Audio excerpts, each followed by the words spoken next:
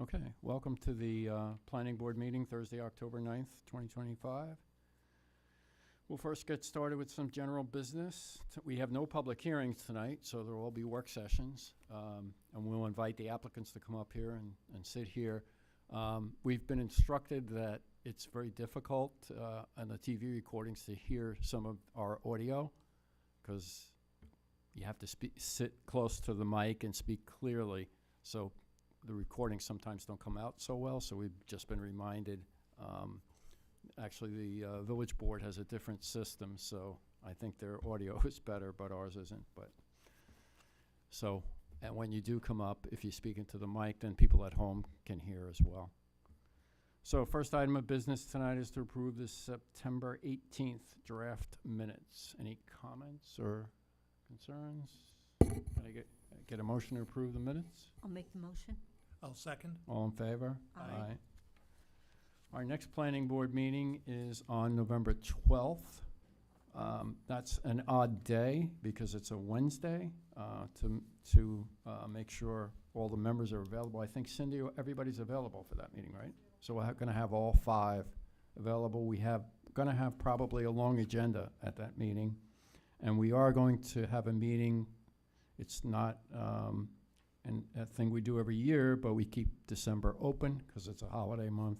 But we have a pretty good workload, or the department does, and there will be a lot of applications being considered between now and the end of the year. So we are going to have a meeting on December 11th, which is a Thursday. The Suffolk County Village Officials Fall Municipal Training is being held on October 21st. And I guess, Cindy, you're handling sign-ups and... Yes, the registrations are ongoing. Okay. Okay, we're now up to staff updates.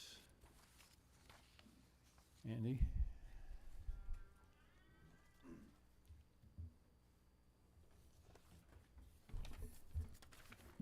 Thank you, Mr. Chairman. Just a couple of quick updates.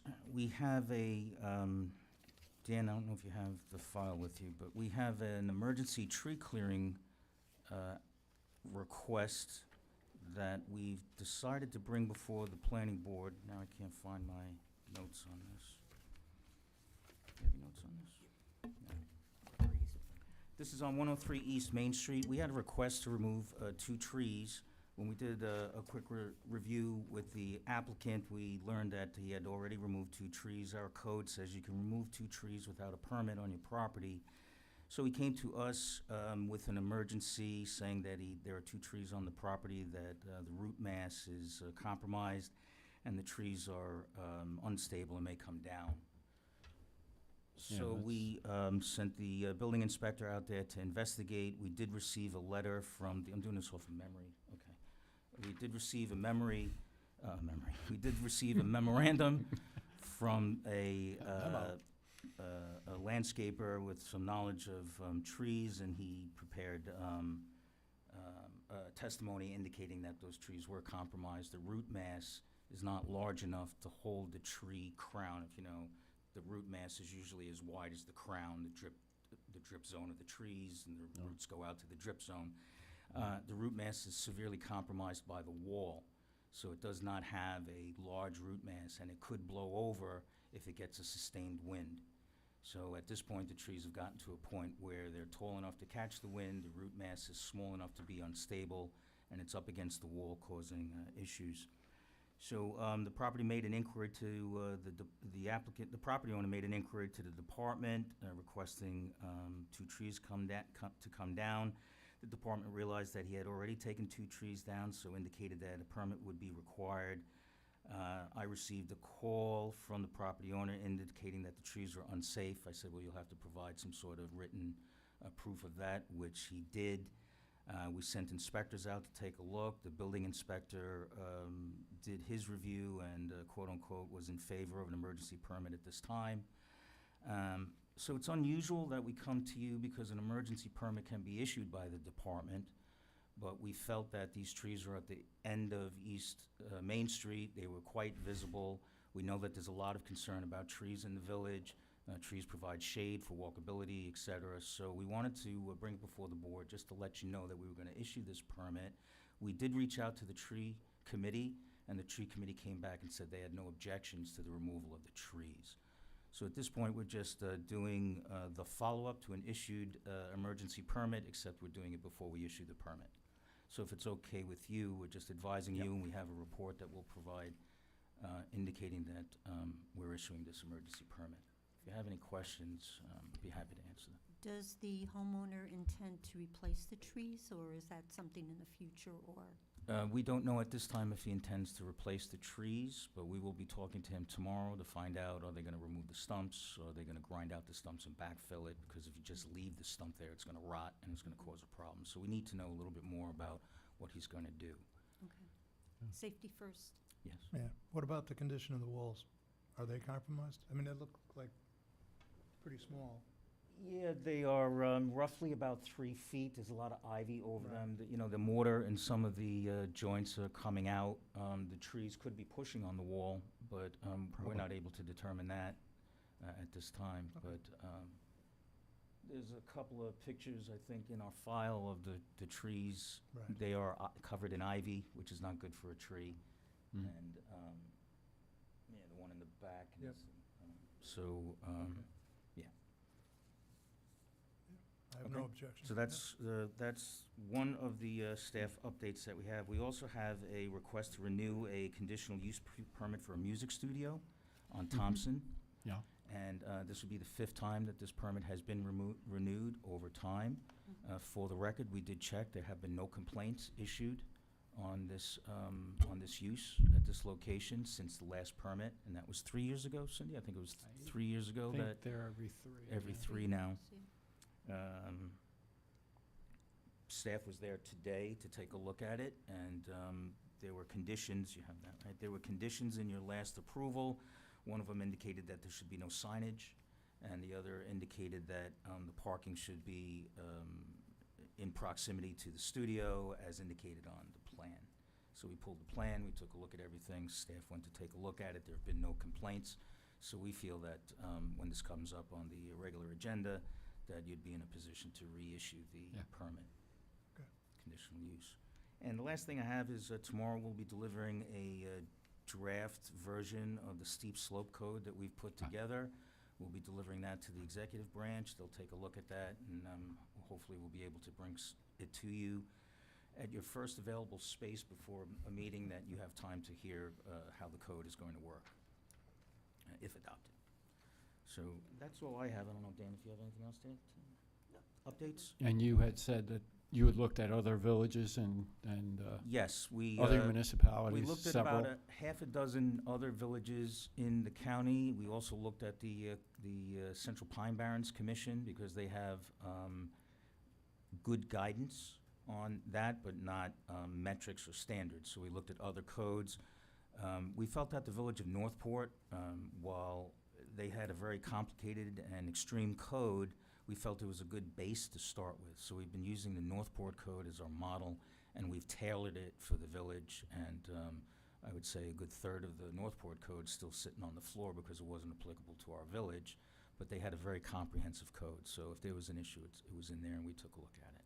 So I'm hoping to get a copy of that to you, at least to review before your Mhm. next meeting, and then hopefully when you have time, we can discuss it and apply it to some model properties or imaginary properties, just to see how it would affect those properties. Okay. I don't believe we need a vote on the permit renewal. The conditional use, do they need a vote on that? I think you do. Permit, Yeah. okay. So if you look at the original resolution, it was for 2 years, and then 3 years ago, the board extended it to 3 years. And now it's in front of you again because it's expired. It's up to you how long you want to renew it for before it comes back. Yeah, I would say 3 years again. Those 3 years went by very They fast. did, yes. Yes. I Um, think 3 years is reasonable. So all we need is a motion to, yeah. I'll make the motion to extend the permit For another 3 years. for another 3 years. Okay. I second. All in favor? Aye. Sorry. Thank you. Okay.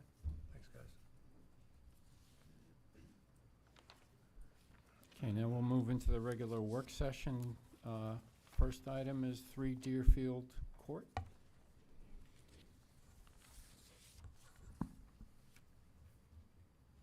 Dan, what's going on? You each have a mic, that's pretty good. I think you have to turn those on, though. There you go. Okay.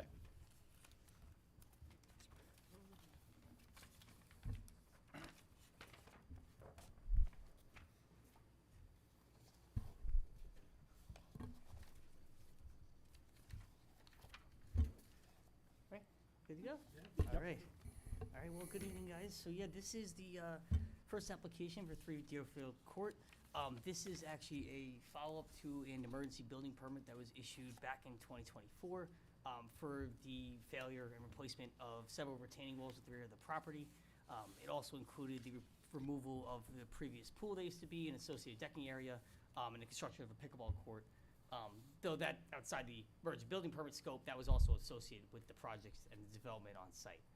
So, I guess we could pull up the site plan first to kind of give you, an idea of what's going on. So this is something that's very common with this neighborhood. We've actually had 2 other emergency building permits issued right next door on 5 Deerfields and 7 Deerfields as well, who were, one of which has already been before the board, 7 Deerfields forthcoming.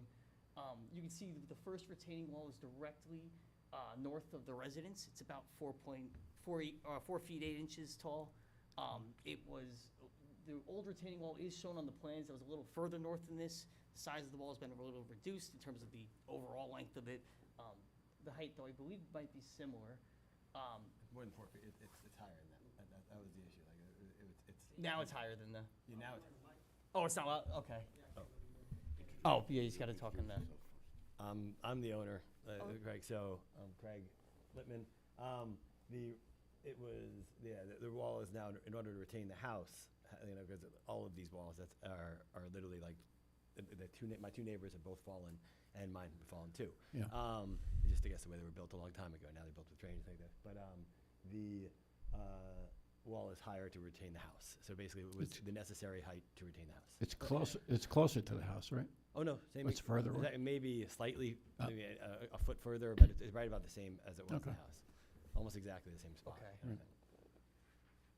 And the rear one is the new one as well, right? The large. The real one and the new one. Is it? New one to retain the property that The- was in the back now. Got it. Yeah. Okay, so then the second wall, is the one that's even further north. That's by now it's a pickleball court. Used to formerly be a swimming pool area. The swimming pool is actually right. That's actually forward more. That's, Oh, I see. Okay, That's I where. apologize. That's right beyond the new, the new fixed retaining wall, one that was there prior but had fallen, basically, or partially fallen. I'm Gotcha. sorry, what had fallen? The retaining wall had partially fallen on prior, including the pool, part of the pool had fallen Oh. in. It was, again, these properties are built on a very steep hills, kind of like that, so now Okay. they're, built very differently, so, Yeah. All right, thank but you. yeah, it's all been done because we've done an Yep. emergency permit. Right.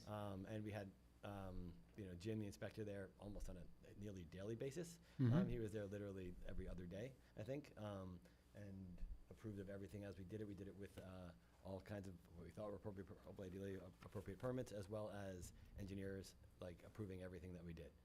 So everything was done with an engineer, and again with the permits that we were told that we needed at the time. Okay. Okay, so everything's done, it's all been inspected, everything looks good, we're just looking for a CO? Well, we're not there just yet. So, Okay. so it's more, not so much the procedural part, now it's more about the documentation.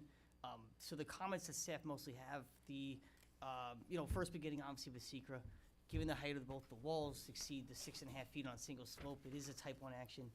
So technically, there is either, the board would have to do a coordinated review of the application. At the time, we only have the short environmental assessment form, so we would require the full.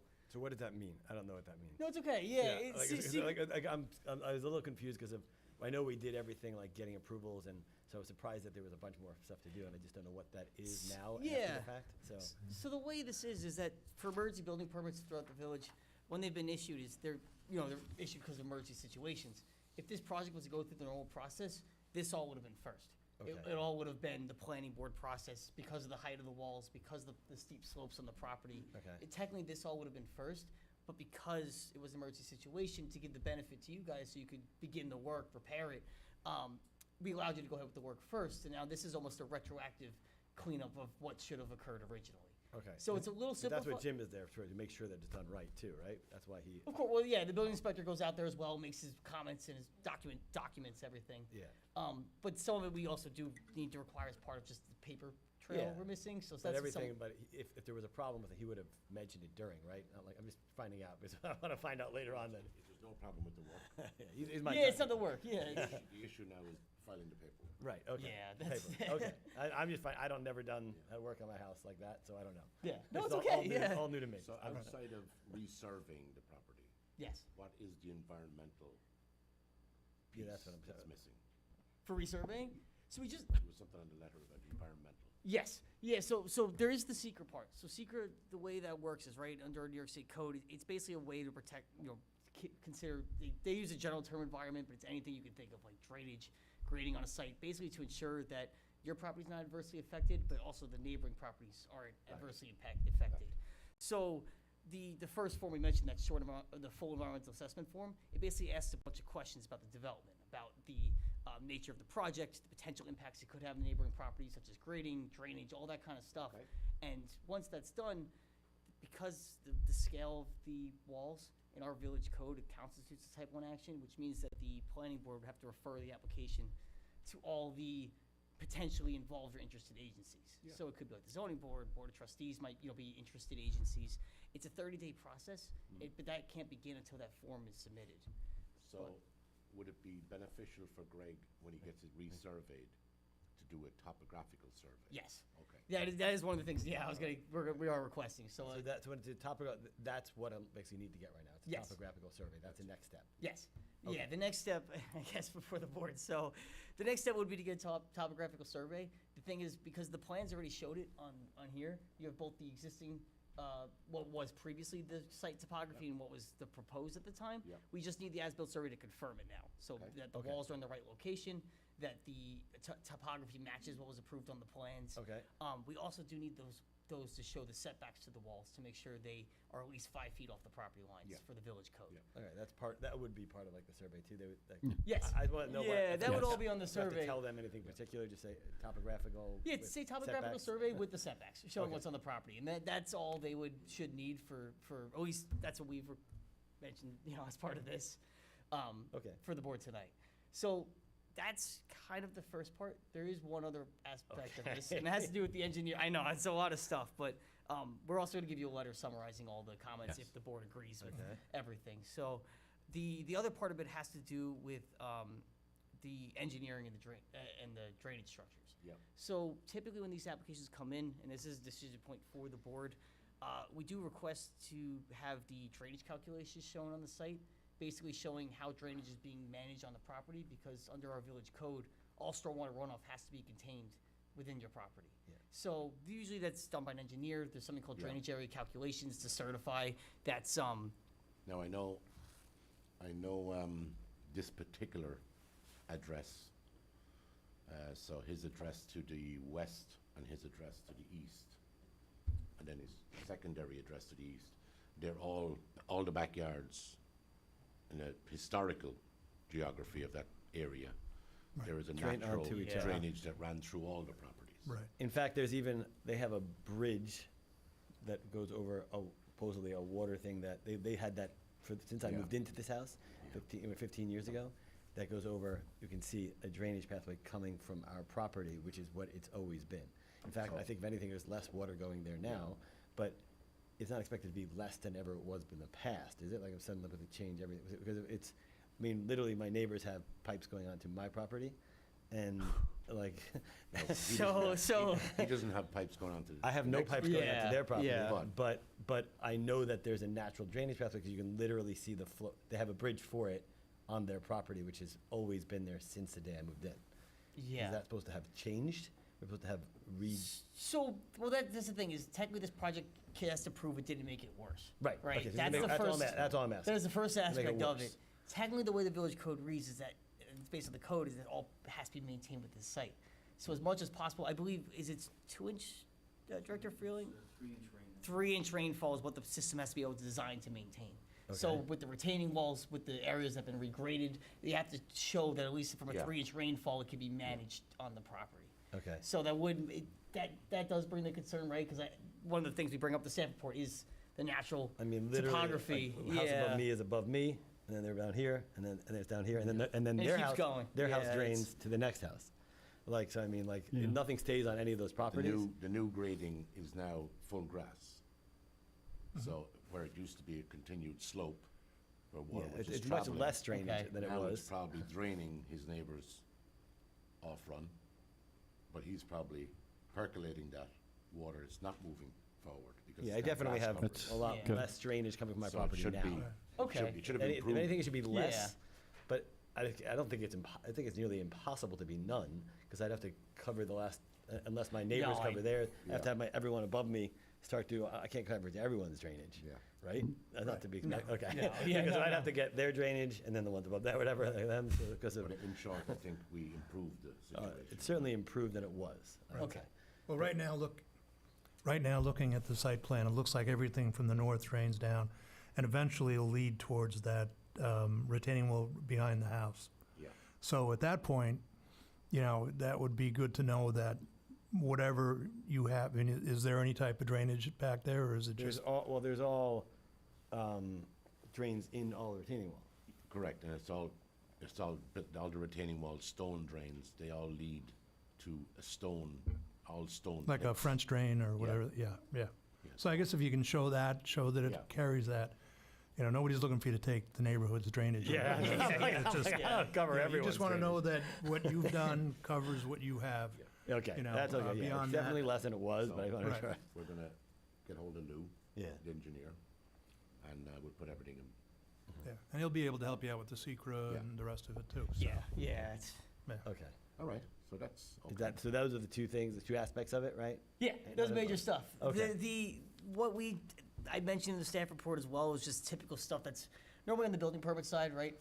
So to get a CO, that's just like a sign off from the engineer certifying the project's built in accordance with the plans. The as-built survey, which you're kind of already preparing as part of this, so that's something we can carry over to the building side. The one thing that I'm not sure if the board wants to consider that other applicants have in the past is either landscaping or revegetation or any slope stabilization measures. That's something that has been required of some applicants in the past. Well, grass is a bit of a stabilizing measure, right? Is that considered? Wouldn't You know what I mean? wouldn't the engineer determine that? Well, yeah, that Yeah. could, but it's just something that's, Yeah. I don't think that's necessary. okay, yeah, that's, As long as the water's staying on the gentleman's property. that's the big, you know, That's the and that's the primary, big yeah. one. Yeah. Yeah, you mean, Little grass grew like hell, so. better than my yard. It looks as though from the survey, there were existing, I don't know if those are trees or shrubs, but I would assume at some point you probably, Had approvals to remove. Yeah, we Right, had- yeah, right, we had, but- like, yeah. it might, be at some point in the future, I would assume you may want to put in something Oh, beyond I grass. already started putting a little, like, Hmm. put in little bushes to go ahead and like separate the properties kind of Right, like that. right, So, yeah, right. so that's already starting. Yeah. Hopefully that'll hopefully grow into Some trees priv- again. Privacy Yeah. planting and stuff like that. Yes. Right, oh, right. So, yeah. Okay. Yeah, as long as the slope is stable, I think you're good to go. That's Okay. my impression.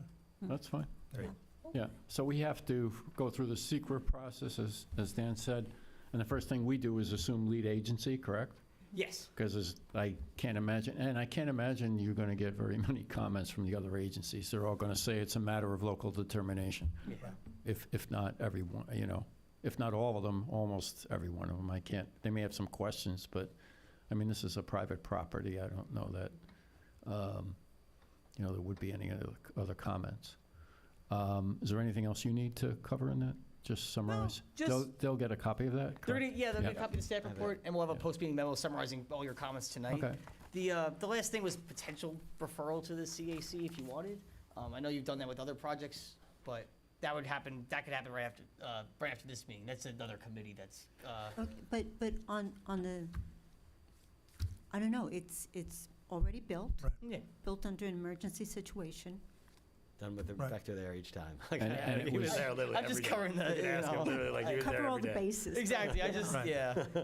Yeah, I mean, and I it would was- see if this was a planning issue where you were in the planning stage, but you're really post-construction trying to done, catch yeah. up with all And, those. and you got the emergency permit before you did the work, so we had it correct? up on the So door the it's, entire you know, time. that's in itself is a gold star in this village.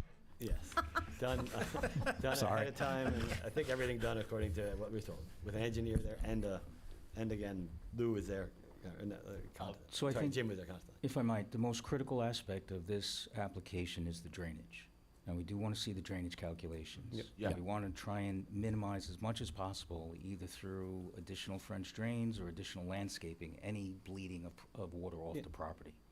So, that's what I'm saying. I just want to remind the board that that is the most important thing, is the Right. drainage running off that property.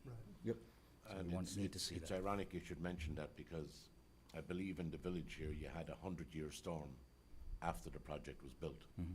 and there was no issue with the drainage. Okay, So, well, I yeah, we think just it want was to way- I document think it was that. 12 inches of water you received in one day, Yeah, and not 3, right. so.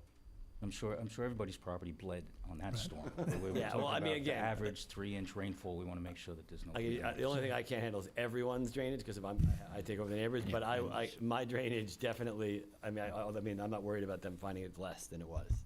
Well, in that 12-inch rainfall, how did the neighbors affect your property? No one, so I've never really been affected by, even, that's why I've never complained that, I mean, I literally can see their drainage pipe going to mine, but I've never complained about it. And there was runoff.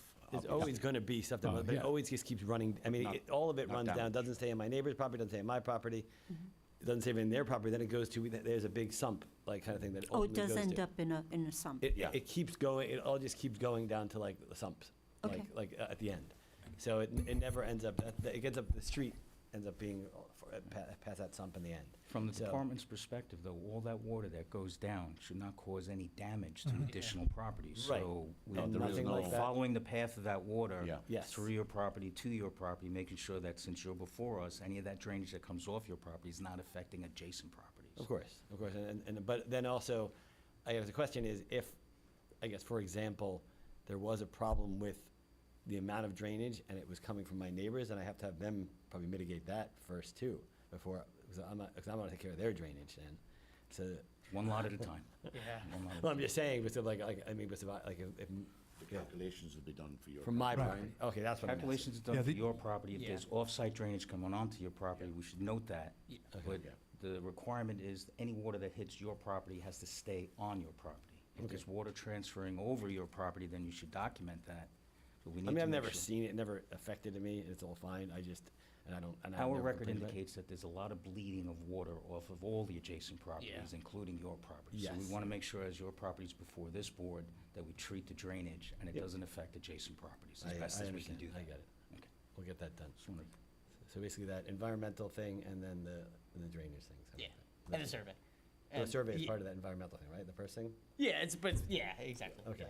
So, okay, perfect. Lou will handle everything. Yeah. Okay, great. Okay, thank you, guys. Okay. Okay, that's it, All we're right. good? Okay. Yeah. Have a good night, Just, guys. we're just going to do a motion, having the planning board act as lead agency on this project. I'll make that motion. Second, I'll second. all in favor? Aye. Aye. Lead Mm, agency. I don't know if you can do it, don't they have to coordinate first before? No, no. Your intent to be. You can, lead yeah, agency. your intent to This is your assume lead intent agency to be lead status. Oh, in case someone else raises Exactly. an objection and says, for example, DEC says we should be lead agency because wherever Exactly. the water's going somewhere else. In that instance, it would go to the commissioner of the DEC, and he would decide who's the lead agency, Okay. he or she, I should say. Okay. Okay. So we have, yep, so Do that was we- a motion to have the intent to declare lead Yeah, agency. yeah. Okay. Do you want us to restate? No, no, No? I think we're good. Correct. Yeah, yeah, he corrected it. Very good. Okay, all right, thank you. guys. Thank you. Excuse me, can I just get the gentleman's name that was sitting there? Craig, oh, sorry. I have you, Craig, I just need your name. John Walker, thank you very much, thank you. Next one is 75 North Country Road, site plan amendment.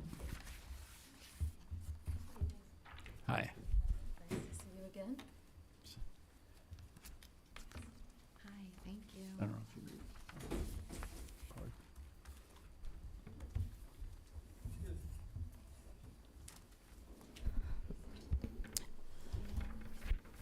she gave me one. I know. Good evening, everyone. My name is Rachel Shelfo. I'm a land use, municipal, and zoning attorney with the law firm of Farrell Fritz. It's nice to be back before you. I would like to just take a minute to introduce our team, because we do have a team here this evening to help address this matter. First, with the Mather Hospital team, John Garaccio, who's the Director of Design and Construction, Conrad Bellomo, Senior Design and Construction Project Manager, and Gayton Pamphil, Associate Project Manager. I hope I got that all right. And they are right there in row 2. And then we have our experts that are here to assist me with this presentation, and that is Tom Radler, President of Goldberg and Radler, Inc., which is a landscape and design firm. His colleague Ashley Hoeksha is joining us tonight, as well as Andrew Kelly, Director of Landscape Architecture from VHB Architecture. Okay. So thank you for humoring me as I got that out. We want to start by giving an overview of the project, if that's acceptable to the board. Yeah, I think that would be good. If you can keep it kind of general, and because we want to get into a memo we have prepared and, go into it further. Yes, and we definitely have reviewed the memo, and we are prepared to kind of address the points that Okay, are made good. therein. Can we get that?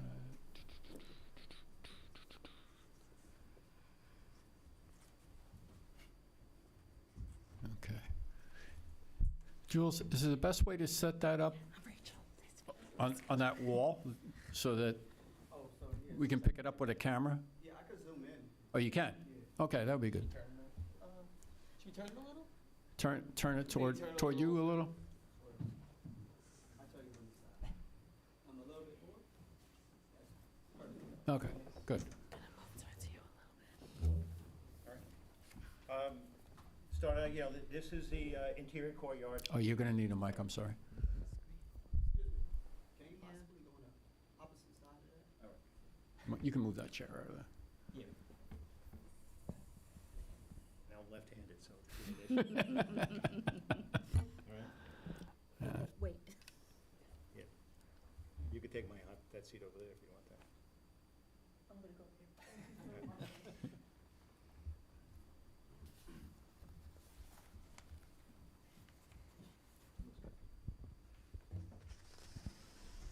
Okay, thank you. All right. Thank you. So this is the interior courtyard over at the Mather Hospital. It's got 2 entrances, one over here and the second one over in radiology. Basically, the courtyard space, when we started developing or designing it, it was done back in the late 70s, early 80s. Existing in there was some timber walls, really not really friendly usable space. So we were obtained really is to develop something for the employees to come out there and be able to enjoy an open space right there. What we did is, coming through the door, is that we utilized the grade change. We have a 3.5-foot elevation change right over here. We try to create as much green space as possible. We use the brick paving. This is concrete. One of the big changes that we made in this courtyard is that we made it ADA compliant. Previously, this was not really ADA compliant, very limited. We have a ramp that comes up, goes to the upper level, and then, in between that, we have a 3.5-foot wall, which is like a water cascade. The reason why we added water in there is that it adds white noise. Thinking about the stress that employees on working in a hospital is that they have the ability to come out there. They have the tables, chairs. We even have ADA accessible tables, is to be able to do that. Idea is to, create as much green space as possible, is that, we did this and we incorporated artificial turf, in both ends. And the reason why we did artificial turf is that, just following up on the last meeting, is we're very conscious on drainage. Drainage is a key. I mean, we're very fortunate that we had excellent soil here. It's all sand, bank run, but we put in a whole bit chambered system, and that way we contain the water on our property or within our courtyard right here. And that was designed. The artificial turf, the way that's designed is it has holes in it. It allows, There's a permeable surface, there's gravel underneath it, and that goes down into the chambers. And then we do have drainage in there. And I will share with the board is I do have calculations and all the information on the drainage and how we figured and calculated it.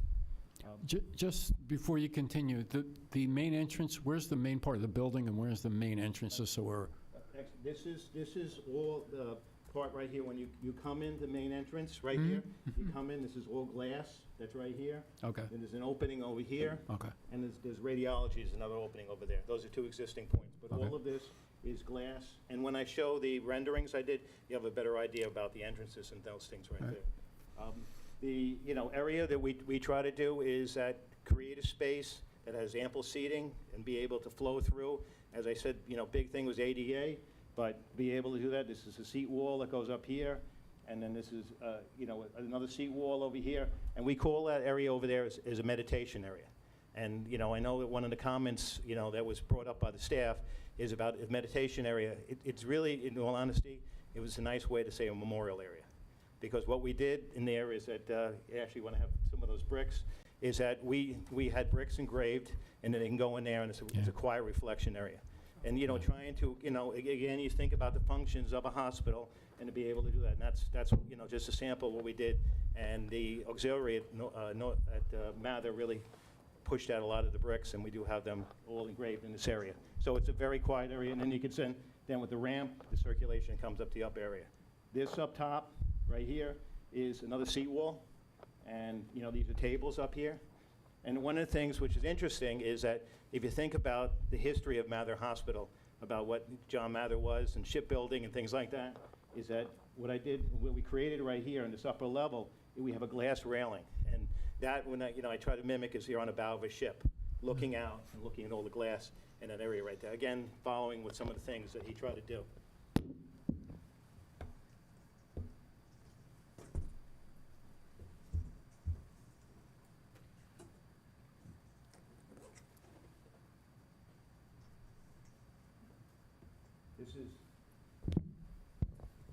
This is a rendering of the lower area, and you can see that this is skywalks go over. What's up in this area right here, that's the existing hospital. That was there, and right now it's just offices up in there and completely closed off. And we have this lower area, and then that's what I wanted to mention about the glass railing, is that, and one of the things, it's a small space, but trying to create the visual feel that's bigger, larger, more inviting to be able to come into it. And you can see how the artificial turf works. Yes, you want to just give me a sample of the turf? And you can see that, the way that comes in. We try to use a brick paving, This is the artificial turf, and then you can see on the bottom with the holes in it, so, get an idea of that. And, that's all right here. And the nice thing about artificial turf, you think about, it's always a green space, 360 days a year. No carbon footprint, just know that, and to be able to do that. And then it's all incorporated with the drainage system that we have.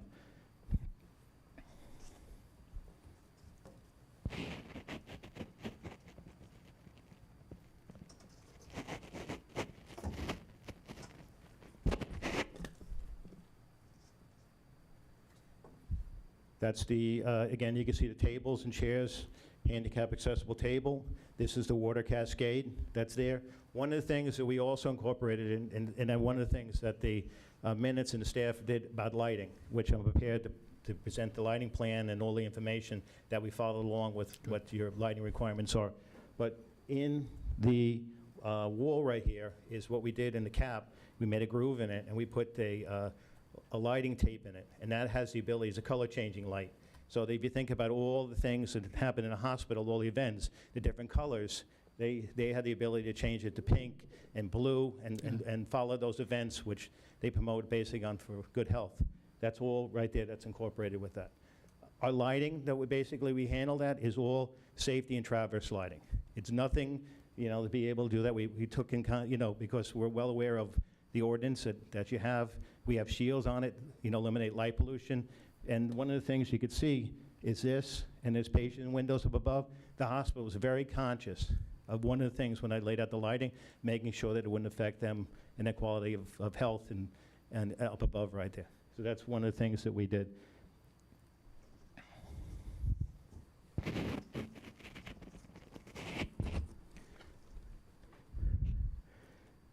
This is the view of the upper area, and you can see it came up, someone coming up the ramp. We have rails, you know, to be able to, accommodate that and be compliant with that, coming to the upper area. One of the things we try to do is create curves and shapes in there, and again, as I said, to make it seem larger and more inviting to the space. And, I go back to something that I said before, but, we'll know during period of COVID and time, how stressful it was, that's supposed to be a point where they have some passive, points that they can come to, and that's what we try to do. And with the planting, this is the upper area, the steps that come up to the old hospital, and to be able to incorporate that with the seat wall right there.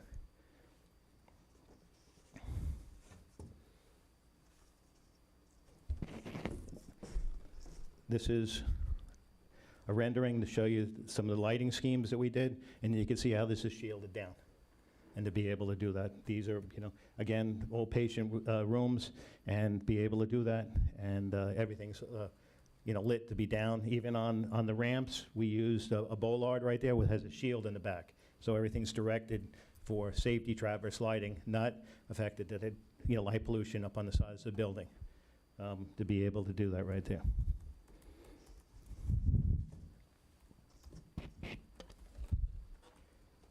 If I, move forward with some of the comments, I mean, I know that the way, I can address those, or I should, Yeah, Tom, I was going to ask that one of the questions from the memo was confirming that all runoff is to be maintained on site and that there would be no negative impacts to the existing drainage system. You had talked about that we are meeting and exceeding existing drainage requirement for a 3-inch rainfall. Right. We actually, it actually pulls it out in what I'm going to share with the board. This week, we also gave this too. These are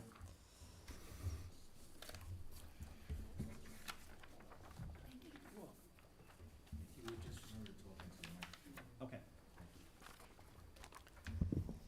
Just to show you a little bit, how we designed and built the drainage system. This top page right there illustrates what we refer to as a watershed and what we're capturing on here. And this is, to show you how we figured this out, is that we figured all impervious cover at 4 inches of rainfall. One of the things that I try to do here is that it's a very inaccessible space to get equipment into. For me, to get a piece of equipment to dig the drainage in there, we had to use a hybrid system with a tethered electric line to get it into the building, and then I could use it outside. So it was very, very difficult to be able to do it. So anything that we did is that, and I'll show you in a little while, is that we overfigured in anticipation that we would have the extra storage space in there. We figured 4 inches at 100% of all the impermeable paving, and that you could see is in blue. Then we figured 35% of permeable, the artificial turf, because we know that, and that came out to be 822 cubic feet is required, and we are capturing, the system that we designed is 1,400, so we're well exceeding what is there. If you turn over to the next page, is we used the Coltech system, and we reached out to their engineers, and they helped us design, along with my consulting engineer, design a system that if you look closer back on the first page, you can see in the artificial turfs, that's where the chambered system's located. That's how this is designed, and just exactly like was mentioned before, is that it's all the water is contained on site. We're very conscious of that and not being able to do it. Now, the buildings themselves do actually have a pipe that runs, in across the building and runs underneath the building and runs out. So all the buildings drained, we only really had to contain our areas. What we did is we looked at first what was existing, and then what we did is what we removed, and that was the first number on the top, and that's how we contained it right there. So very confident and very fortunate in that we hit really good sand bank run and allowed excellent drainage out there. All behind all the retaining walls, we have perforated pipe. That perforated pipe all ties into the system. Everything there's no daylighting of piping. All the drains, everything goes into that system right there. We have cleanouts designed in there, so that if we need to access that to clean it out and service it, it all could be done right there. But again, is even when the construction details that I did and we built things, sometimes be considered over the top, because the difficulty getting into the site and being able to work in here, limits us. So we had to design that to be able to accommodate that. Again, I don't want you to jump on this, but, I don't mean to jump, in, but some of the other points I can address too. Yeah, if we could keep going with some of the other points from the memo, that would be great. So from the comments received from planning on Friday, 10/3, Tom, can you talk a little bit about the staging and mitigation plan? Right. We did, staging was at, if you're familiar with the hospital, we located 2 staging plants. One staging area is, if you're familiar with the hospital construction, is that we were fortunate to be able to utilize the temporary lobby staging area. And that's our access point coming through. So we staged one area on the side, and one of the things is that you'll see there's a smaller one and a larger one. And being, my background and knowledge is I'm very conscious of the trees, so that's why we modified one small, and then we made one larger out there in the front, and to be able to preserve the trees that are existing right there. So those are 2 things that we did. And right now, I'll just share what the hospital requires us to do is called the pre-construction risk assessment, and it shows the plan where the 2 staging areas are located. Okay.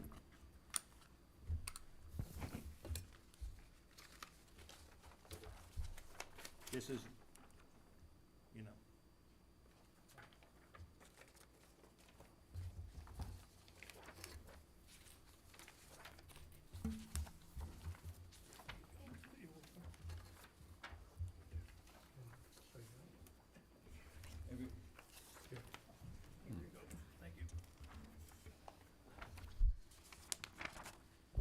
And working with Conrad and the team, very diligent on pre-construction risk assessment and working with the staging. So that's what I'm sharing with right there too, is where they're located right there. What's going to happen is, as far as restoration, they come down and the grass and sea will be renovated, restored, and back to the way it was right there. So that, and no effect, again, we put tree protection around some of the big trees out there, because again, with the, the history of the hospital, we want to try to preserve those as much as possible right there.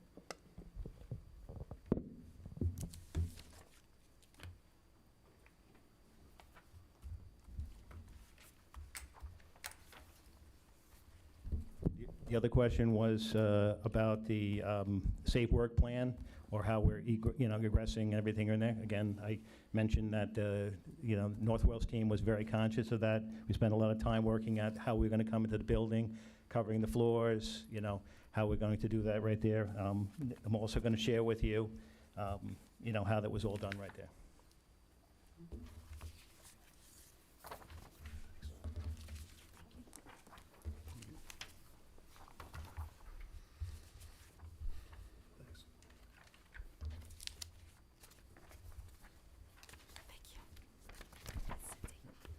The, again, it was very important, because we have to, build this project and maintain the hospital, and they have to, because, everything that goes on there, and we were able to do that, redirect traffic, and, close off a section of it, and then be able to come into this, be able to come in and out of this. Most of the demolition had to be put in bags, stored, and then after hours or evening, taken out.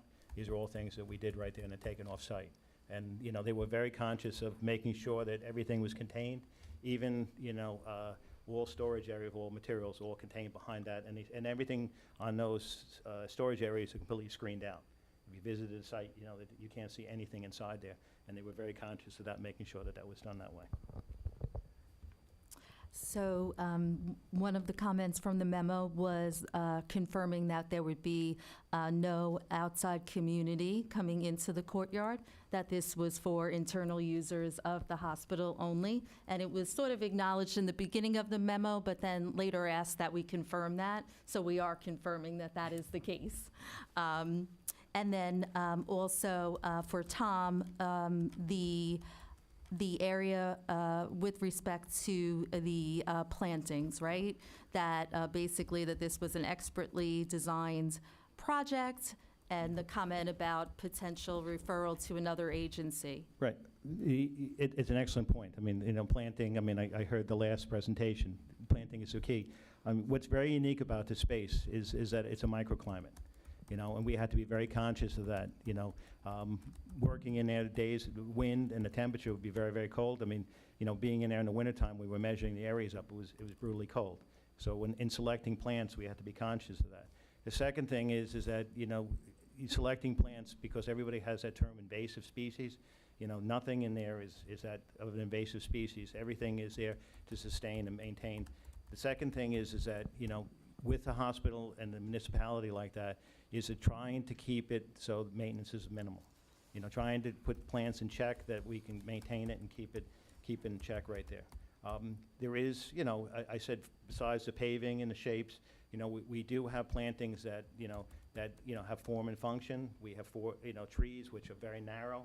They're hornbeams, they stay narrow. We actually selected a variety out which stays even very narrow and slender, because you don't want to have anything that's going to impact and take away some of that passive space which you're trying to create.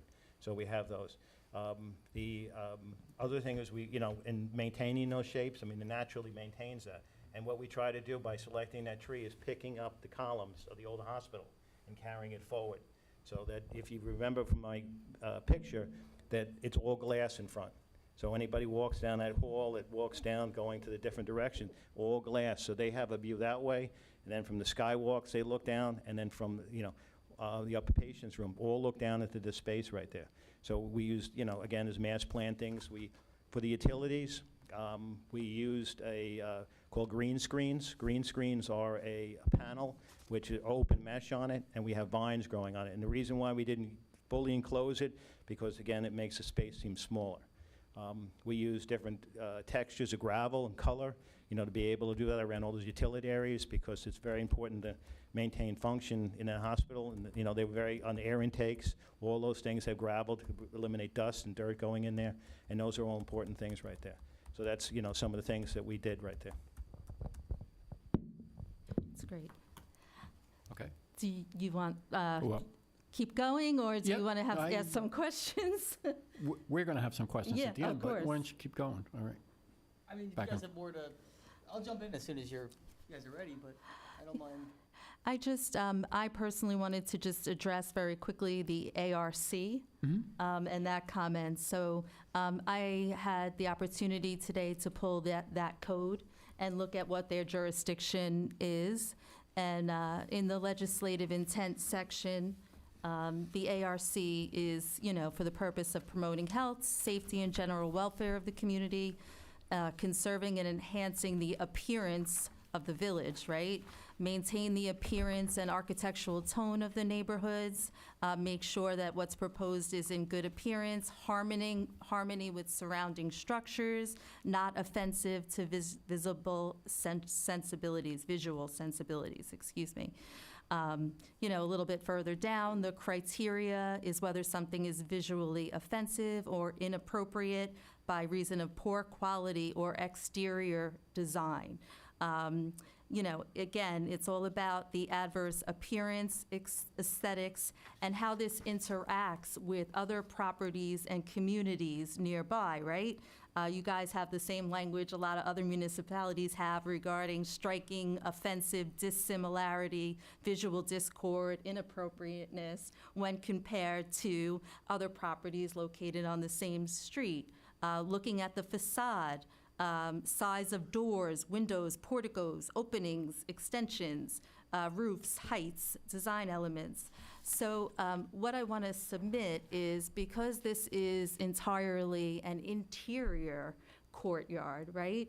This isn't kind of raising the typical ARC criteria. So I think that, there's a jurisdictional issue there, and I just wanted to put that language before this board. Okay. Maybe just now's a good time to say it. We haven't been out there, so you stopped construction midstream. About what % is complete, or what elements are done, and what, in general? What's completed is the drainage is in. Okay. The concrete slabs, the wall for the wall, that's completed. The, meditation area, that wall is finished. Some of the brick paving, we started on.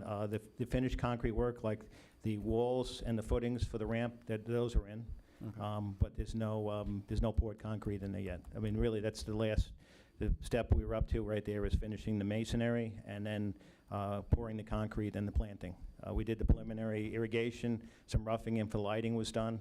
That's really where the stage was right there. Okay. And the design is a 4-inch storm. I mean, what if we get another, like crazy 100-year storm we had? Excellent. That's one of the reasons why, when you look at this, is that if you look down here, is that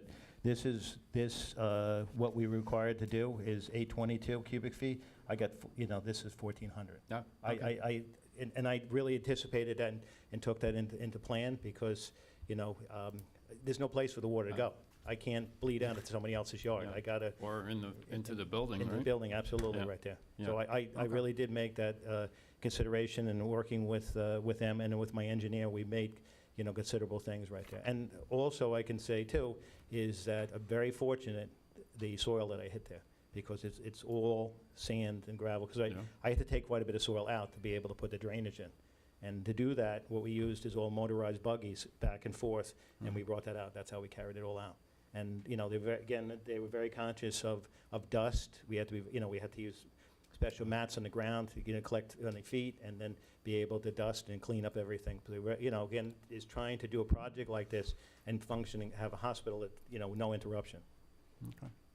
So yes, the drainage, definitely, we overfigured on that. Okay. All right. I may have a couple other questions later, I'm sure, but the other board members probably do too, but thank you. Yeah, go ahead. No. Well, I have one more, it's the lighting, but if you want to just go through your list and, Sure, yeah, I mean, well, thank you guys, obviously very much I know I'm staff, but, thank you for the presentation and for addressing a lot of the comments we raised. Obviously, yeah, right, a lot of this was, not necessarily, right, a lot of this is stuff that is, code requirements and, asking for her to follow up for, but, some of it was just of concern, right? We don't, especially with the drainage calculations in the comments, like, the initial plans didn't show that up front, so we wrote that comment up just to ensure that's all being maintained on site, which I'm sure, obviously, right, you guys have submitted this, and I know we got it yesterday, we just haven't had the chance to go through.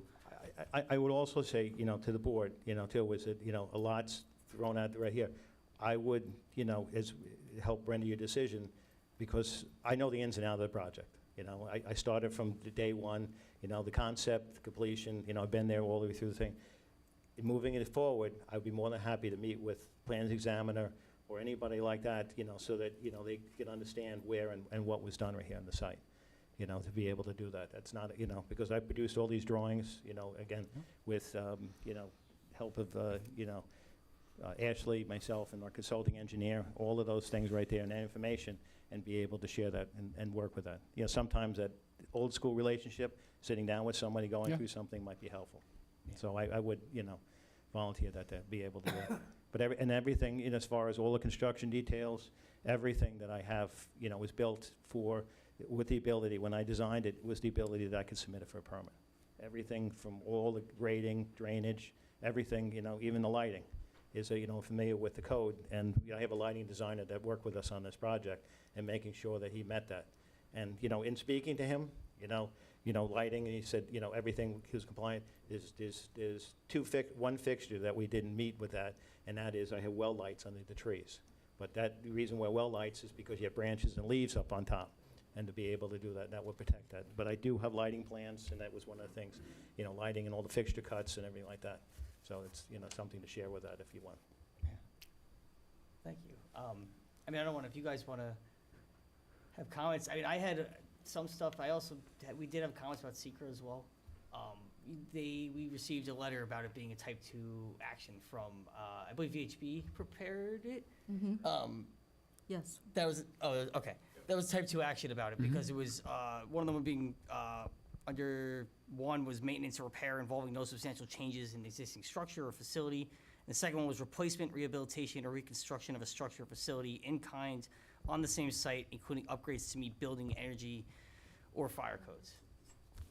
But, so the caveat to this is that when Andy and I went through this, we reviewed it, we just didn't think this was necessarily within those categories. It wasn't necessarily replacement in kind or Right. upgrading in kind, right? There are a lot of changes being done to the courtyard site. The other one, was maintenance or repair, and I think this extends beyond that. So we did, in our memo, indicate that this, at least based on, after our review of it, all the different actions, we found it to be an unlisted action. That being said, because the planning board is technically the only involved agency of this, you guys technically become the Lead agency. the lead agency for the project. So that being said, you guys can declare lead agency status, and if you feel as though enough information has been submitted, you can technically make a declaration about significance on this, negative, positive. But that was one of the things I just wanted to bring to attention, right? Because the reason, again, for this thing, such as the drainage calculations, we obviously are getting it now. We just didn't have it in time for the Right. staff report. And the Right. staff have not had the chance to go through all this information. So you guys, obviously, if you feel as though enough's been submitted, that's the board's call. I just want to bring that for your awareness. So everything today, or including today, everything that's mentioned in the staff reports has come in? Well, Everything requested? it appears that way. We just haven't had. Yes, I know you haven't Yeah, reviewed it. exactly. I haven't That- seen it. You but haven't yeah, gone through it. everything we Yeah. asked for, I mean, I can go through very briefly. It was drainage area calculations, which they, Right. right, we've gone through Right. extensively. We did mention the construction staging area and also the hospital operations on site, making sure everything was being adequately, where it was being located, how it was being operations, and it seems that's been submitted. I don't know if we have it in writing somewhere, but we do. You gave us the. I gave it all right there, Yes, yeah. you did, thank you. We did mention that. We did mention potential referrals to the either the CAC tree committee or the architectural review committee if the board thinks those are necessary at this time. The ARC comment wasn't necessarily as an offensive means towards you guys at all. It was more just because of the prominence of Mather Hospital and the courtyard. It might just be something the board wanted to consider. I don't think it's a bad idea to get informal comments from the ARC Yeah. on this project, As a because they, referral.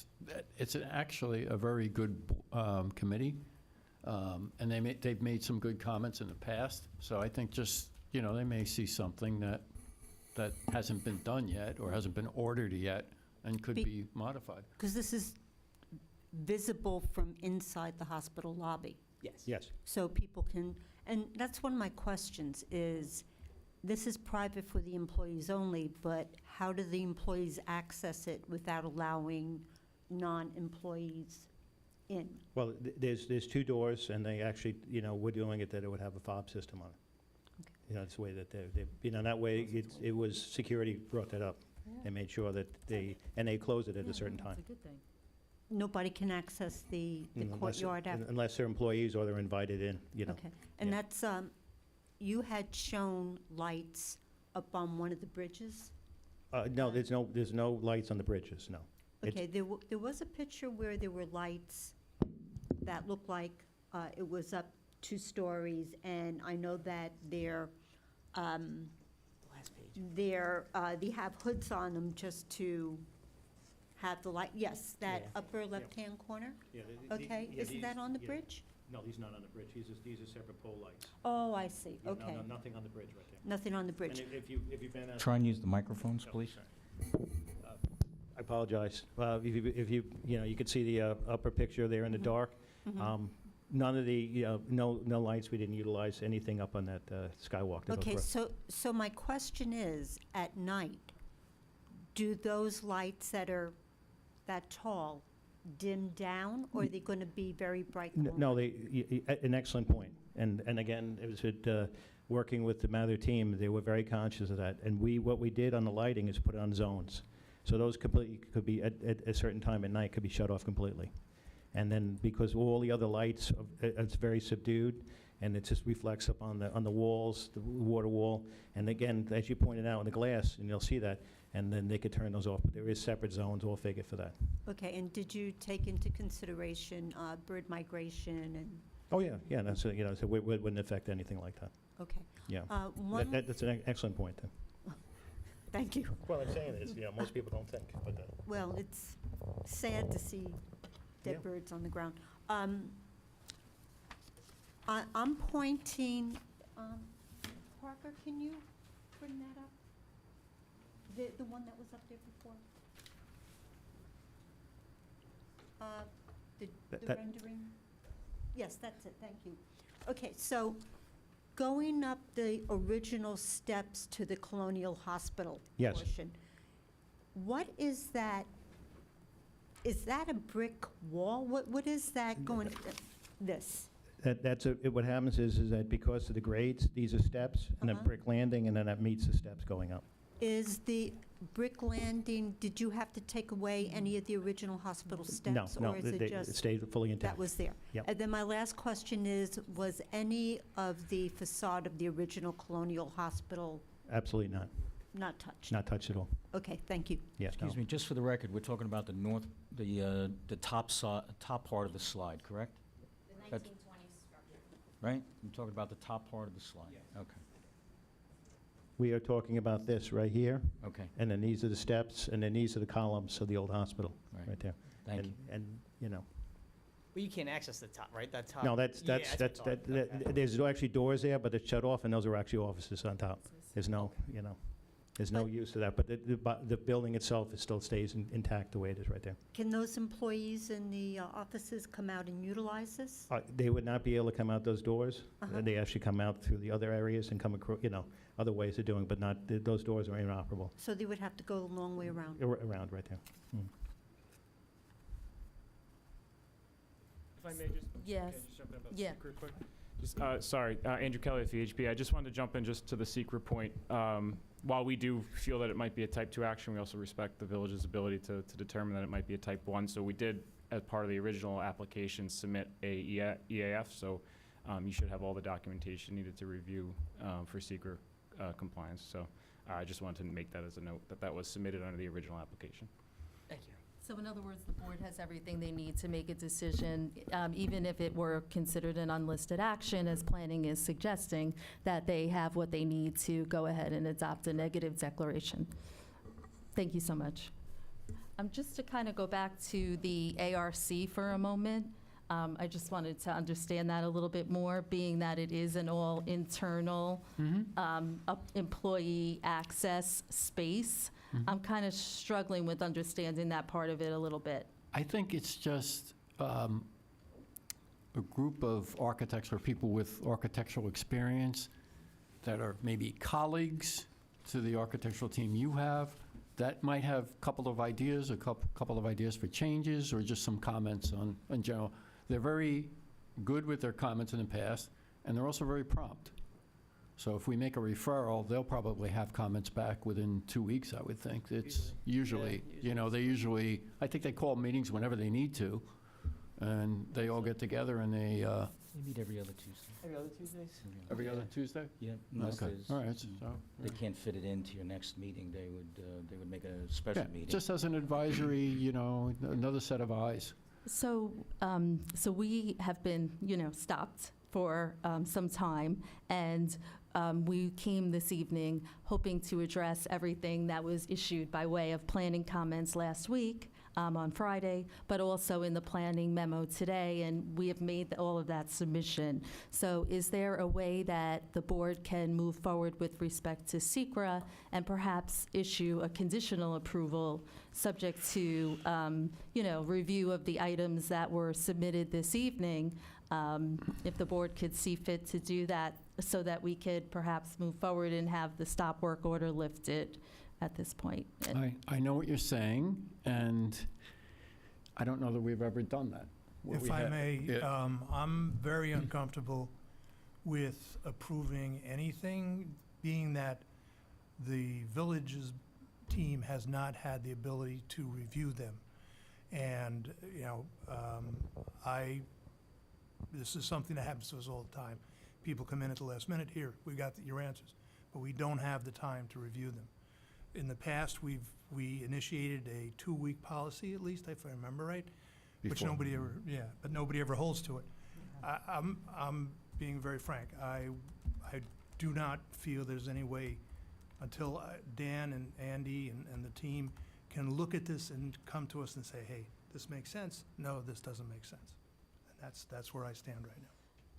Another question that I had was, would we be able to post a bond and sort of to have that, and maybe that's a question more for the village, Andy, in terms of, then proceeding, posting a bond for what they would cost should this not be approved, and sort of having that stop work order lifted that way, so that the village is kind of secured, but my clients can move forward. So, one portion of the project severely limits the ability to kind of get to the next step. And Totally you know very well, you've been hearing this master plan for a number of years. I came by with the utility building, so I know that part of it, right? But I think because of the way that it all kind of is intertwined, right? It's becoming quite a hindrance at this point. So we're kind of looking for that ability to have the stop work order lifted. Well, I don't know that we can do that, because we really have to look at the material. I mean, even if we had 2 weeks before this meeting to look at what was submitted today, that would have helped a lot.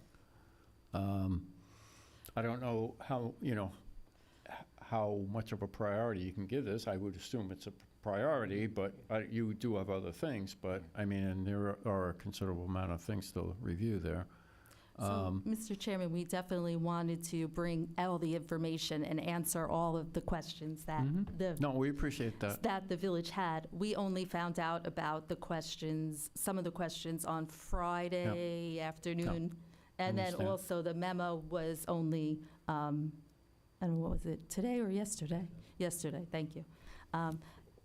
Believe me, if we had it in advance, we would have tried to get it to you in a expeditious manner where you would have more time to review. But we really did want to put forth our best effort tonight to be as diligent as possible in getting the comments now Yeah. and trying to bring everything to you. And I totally understand. Yeah. And I don't want to stop construction, but the fact that this is not a critical component of the hospital, it's a component that's underway for a couple of weeks. If it has to sit there, then it's my impression that it has Yeah. to sit there until we get the information. So, And I know you're going to come in and tell me how critical it is, but you know what? There are some much better folks to answer that question than me. So this is Conrad Belomo, it's okay. Belomo. So hi, I'm with the Mather team. The question here, though, is, look, and the whole team has been doing a great job. They've been looking, we've been Absolutely. trying to think of everything that we possibly can think of. The thing that's happening here, and to the point of us getting the requirements that you've asked us, we turned them around as quickly as we could. absolutely. What's also happening is that, and why this even started, was we have a coffee and a caregiver that is limited because of the logistics, because of where we are. We have to shut down a section of the hospital that doesn't let patients wander or come through. We edge guard everything to keep everything clean so that we can go from an entrance side door outside that we've worked through and carry them into this space on the inside. And that itself takes a feat. It takes security. It takes everyone to change. And we've had to we put up edge guard for a while, and then we decided after the stop worker to pull it down so people can kind of resume back to what they were doing, meaning people can control what the security wasn't being there 24/7. We were having people access back into the lobby. We were allowing it to go to normal. But right now, our coffee, gift shop, and everything is on hold because I have to close up the whole area again just to get this back up and running, which then just takes a ramp up. So what we're just trying to ask also is to your point, we want either the other architectural review board to look at their stuff, or if we can come to an agreement and say, we can pretty much say this will be returned in by X day that we know, and I can plan with the hospital, I can coordinate with the hospital, and I can start to prepare what I need to do to just put it all back to what it is to get it ready to ramp. And then we're looking at, we got trees coming in, we have times when what happens if I push it past November and I can't put them in there Yeah. anymore? The balls can't go in after a certain time. This all starts taking a precedent Yeah. or factor. And so if you're telling me it'll be a week and we'll have everything back on a decision, or, because honestly, this is a beautiful thing that we're doing for the space, for the people that are there. They actually get to meditate. They can have a cup of coffee and walk right outside if they belong to the hospital. Like, they get to enjoying that benefit, right? And all I'm asking is if we have something definitive, because I find out with this also is that we can't do this, we can't do this, we can't do this, and things get pushed and pushed and pushed, and I never get a resolution, and I'm stuck where I can't finish this project, and it's affecting my other project that's pretty much done past CO and everything. I'm done. I'm waiting only because of this project and because of logistics, because I have to be able to still bring people in and out. So all I ask for, if it's not going to be today, if there's any chance we get some definitive time that we know we're going to get a response back so that we can, because hopefully we've answered pretty much everything that you've asked in there and covered our stuff, dotted our i's, crossed our t's. And the biggest one for you guys, I would think, is drainage, and we've doubled it. We've doubled the capacity, and yeah, so I'm just, if you consider, I'm gonna walk away now, but I'm just gonna ask if we can get some kind of like, we'll have it by then, and you guys can be reassured, and we can, because this is a great thing for the hospital. Right, and totally agree. And I think I personally, I think it's a cool design. Yeah, I had some questions about the drainage, but between the material that you have underneath there, which I know is Yep. golden, yep. and, Golden. you know, you have that additional capacity, that's fine. I don't, Yep. my only concern is, and I think, and I would like to work to get you that answer so that by November 12th, you have the go-ahead and can run out the door and do what you gotta do. Yeah, so But- November 12th is going to push me. We need at least another 6 weeks, 8 weeks to do our job. And we won't be able to plant any of those if we wait till November. That's what I'm saying. Does anyone getting a separate meeting or a scheduled, like how much, who's actually reviewing those drawings? Or Well, not that's- drawings, but you guys. This That's gentleman. staff. Dan, could you, in the next 5 days or so, go through that, and then let us know, like, we're also asking for, like, almost if we get a letter, if you still need to review with everybody else, that's one thing, but let us know it makes sense on what we're doing here. We're all trying to collaborate together to make it happen, and give us the space, the room to make this happen, because, you know, you guys could say, look, we're doing everything else, we have everybody else, and we're gonna then do it in November. I'm dead. I can't do what I need to do. That's Yeah. not gonna be enough time. Well, our problem is that, you know, they need to go through it in detail and Yeah. come up with any comments and then discuss it with us. We don't meet till November when we can't, you know, they've got enough work to do. You know, other projects that they're gonna have to push back a little. I know, this is a priority because it's in the middle of construction. It's hard. We've stopped for quite. You know, like- unfortunately, my understanding is that the hospital was notified back in May that I was gonna say. submission was required, a site plan modification and review by the planning board, and, you know, this is, first thing we saw came in was just a few weeks ago, right? So yeah, and I don't mean this in a bad way at all, but we've been notifying since May 13th was the first time where the building inspector I went through and said this required site plan. And We the stop, required a plan, and we gave the drawing. We gave you guys what we were doing. we got the building permit, but we never got the formal site plan application. Then in July, our current building inspector went out there, and that's when the stop work order was issued because it was still ongoing. But I thought we had the drawings. The drawings I thought were Yeah, they were, issued back then. they were How you- submitted to the buildings department, they were.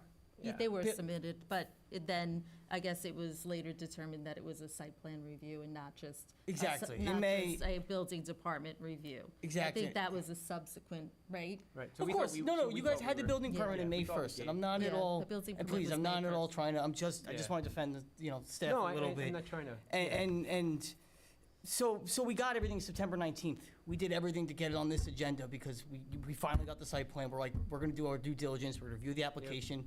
We're getting, and then, you know, unfortunately, because our backlog, we usually give the memos, we try to a week in advance of the meeting. So you guys are one of the first ones we produced the memo for to try to get it out, and those comments, you know, I also emailed in advance for the meeting, those comments, you knew they were forthcoming, and you guys have submitted everything. It's turned around fast since this whole process has been going. I'm not even all arguing that. I mean, again, it's a, you know, like, you know, back to the board's comments, I just want to put that into context because we've been doing our due diligence. We've been trying the best we can to work with everyone as staff. For Dan And- and the board, though, in light of the exigency What about a conditional approval where then we have Tom come in and review the submissions that were made this evening? You know, would that assist you? I mean, sometimes doing a page turn. Yeah. I that's come very from fine. the municipal side. I like, you know, I go back and forth. I was the planning commissioner in Babylon for a spell. So sometimes like a page turn like that with the designer could sometimes, you know, help expedite. I'm very uncomfortable with the conditional approval. Yeah, I still Very stand by. uncomfortable. And you know, and I understand the position you're in as, you know, in trying to have this building, but I also know, you know, and there's no guarantee, but, you know, you can extend the plantings into December. You know, the work, once you get the go-ahead on the 12th, I don't know how much, you know, again, I don't even know how much work has been done, but the concrete work, the brick work, I don't see, you know, again, that's all work that shouldn't take a real long time to do. I mean, you know, Got electrical work that has to happen first. I sleeved- totally- sleeved yeah, in. of course, It's all right. gonna happen before certain things that he has to do that has to step What needs inside to and be outside. done, which is somewhat code comment, all the bottom band and all the way up to Yeah. top, that's all finished concrete. Right. And that's weather driven right there. right, you know, right, and there's weather protection if it does come in. I mean, I get all that. And then, you know, I mean, in reference to, and to be honest with you, within the window right there you're applying, that could be done. That's not an issue. The planting window, I mean, just as a general rule, is that the first week of November is perennials and ground cover. That's the window. If you plant it past that, what tends to happen is they don't establish themselves and there's tremendous loss. The second is plantings. That's usually around Thanksgiving. I mean, I could push that to the first week of December. You know, plantings and things like deciduous plants is not an issue. But that's the window. The further I go out with that, I mean, you know, and again, as I mentioned before, you know, this is an area which, Right. you know, I'm trying to limit the access to getting in and out of this area as much as possible. I mean, all the concrete, because all the concrete, we use a pump truck. Right. Everything's pumped in. The microphone, I'm sorry. Just realized. Oh, yeah. Yeah, all the concrete is all pumped in. That's, you know, we you know, that's how it's all brought in. So it's you know, I wish that I could drive up to it with a truck and to be able to do that, you know, so, you know, and in all due respect, I understand where everybody's coming from, and I appreciate the fact that, you know, you made time for us on the board and be able to do this. I mean, I even have, you know, one I didn't give to you, it was the lighting. So I, you know, and to address all, you know, I went line by line. We had a meeting, we went down each line and Yeah. item. And, you know, I have everything that I feel very comfortable with that will, you know, meet the building department. One of the things that was not mentioned too, and I will mention it now, one of the requirements the hospital did is that they brought an outside engineering firm in. And the outside engineering firm came in and they did on all the concrete, they did slump tests and they did compression tests for every pour that was there. They also inspected all the steel, and they made reports visually, making sure that everything that was built complied to my drawings. And these are all, and we have all documentation, things like that. That's doing your due diligence. Right. I Well, totally and get that. just, you know, what I'm trying, you know, this is not something that, you know, because I know what happens when you have an existing building and someone has to look into it and Right. say, what about this, footings? We have all that information available. That's why if, you know, I mean, this is a little, you know, and I hope you understand, a little different in that if I met with somebody and I could go and I could show them this is how this was built, this is constructed, you know, it might be a smoother transition. And by no means, I know you have a stack of work and their project is more important than the next one. I realize that. I'm on the same side, but I'm offering whatever I can to be able to. Mr. Chairman, to that point, if the board was to conditionally approve the site plan amendment, the conditions would have to be satisfied before the chair could sign the site plan. So we're still a month out. So there's it's apparent to me that the board's not comfortable approving it tonight. So even if you did get a conditional approval, there would still be one more month before you got that conditional approval. So scheduling this for the November meeting as an emergency, I'm sure we could go through the materials and bring the board to a point where they can make a determination on the project. I had a question, though. If I was a visitor to a patient in the hospital and I used the cafe, would I be able to access this area? It's actually, it depends on how the hospital wants to handle it. Speaking to the Oh, sorry. It depends on the hospital and how they want to utilize that. Like, as of now, it's not, but, because it's locked or contained. But it's the discretion of the hospital. So it is possible that the hospital would open that up to visitors, to patients, and then therefore it has a public component to it. So that was one thing I wanted Well, I to don't ask think you Yeah. on it's that. public. No, it's strictly for staff only. Come on up. Yeah, come on, you can even switch, I can. Yeah. John Garaccio, Director of Design Construction. So it's, right now, it's strictly staff only. That's the intention from day one of the hospital, and Kevin McGeechee, Mike Burkhardt, the top executives at the hospital, strictly staff only. I think what you're saying is that the coffee shop is across the hall from the courtyard entrance. So if they do enter the coffee shop, they cannot enter the courtyard. I think that's maybe what you're getting at as well. So, but right now, it's badge access Okay. only, or to be badge access only, and limited access to staff only. Okay, thank you for So, clearing that up yes. for the record. The species, or did you spec out the plant species on this diagram? I haven't had a chance to look at it on Yes. my screen, but I can't make it out on here. So just for the record, you did spec out the species on that? Yes. Yes, I did. Everything's labeled and listed. Okay. Yeah. And the time frame, I was curious, if you did get approval, what the time frame was, and I think you indicated it was about 6 to 8 weeks from the time you get an approval to go. For the project to be Completed. constructed, Yes, completed, to be yes. completed, Yeah. about 6 to 8 weeks, okay. And I guess I won't belabor the jurisdiction of the ARC, but I think the opening sentence of the intent of the ARC gives the latitude to refer anything to the ARC. So if the board wants to make a referral to the ARC, the staff has no concern with that. So, like I said, in my reviewing it today, I felt that it was limited to purely aesthetics from the village, aesthetics in comparison to other exteriors on the block, you know, Right. that sort of thing, as well as specifically addressing exterior at a number of spots there.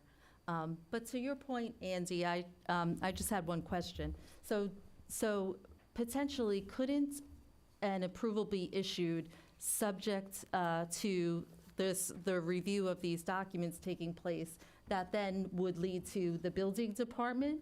Like after it was reviewed by the planning experts, that then, I don't know that it would necessarily have to come back to this board for I fulfillment don't see the of board conditions. comfortable enough to issue a conditional approval on No, on the I conditions. understand, and that on the was building permit. expressed, that was expressed by the board, but I guess I was thinking it more of that it wouldn't necessarily, I was talking more about process, that it wouldn't necessarily have to come back here for checking on those conditions, or at that point, once it gets a sign-off from the expert in, the planning department, that then it proceeds to the building department. It's not our process. The building inspector won't look at it unless he has a signed map from the planning board.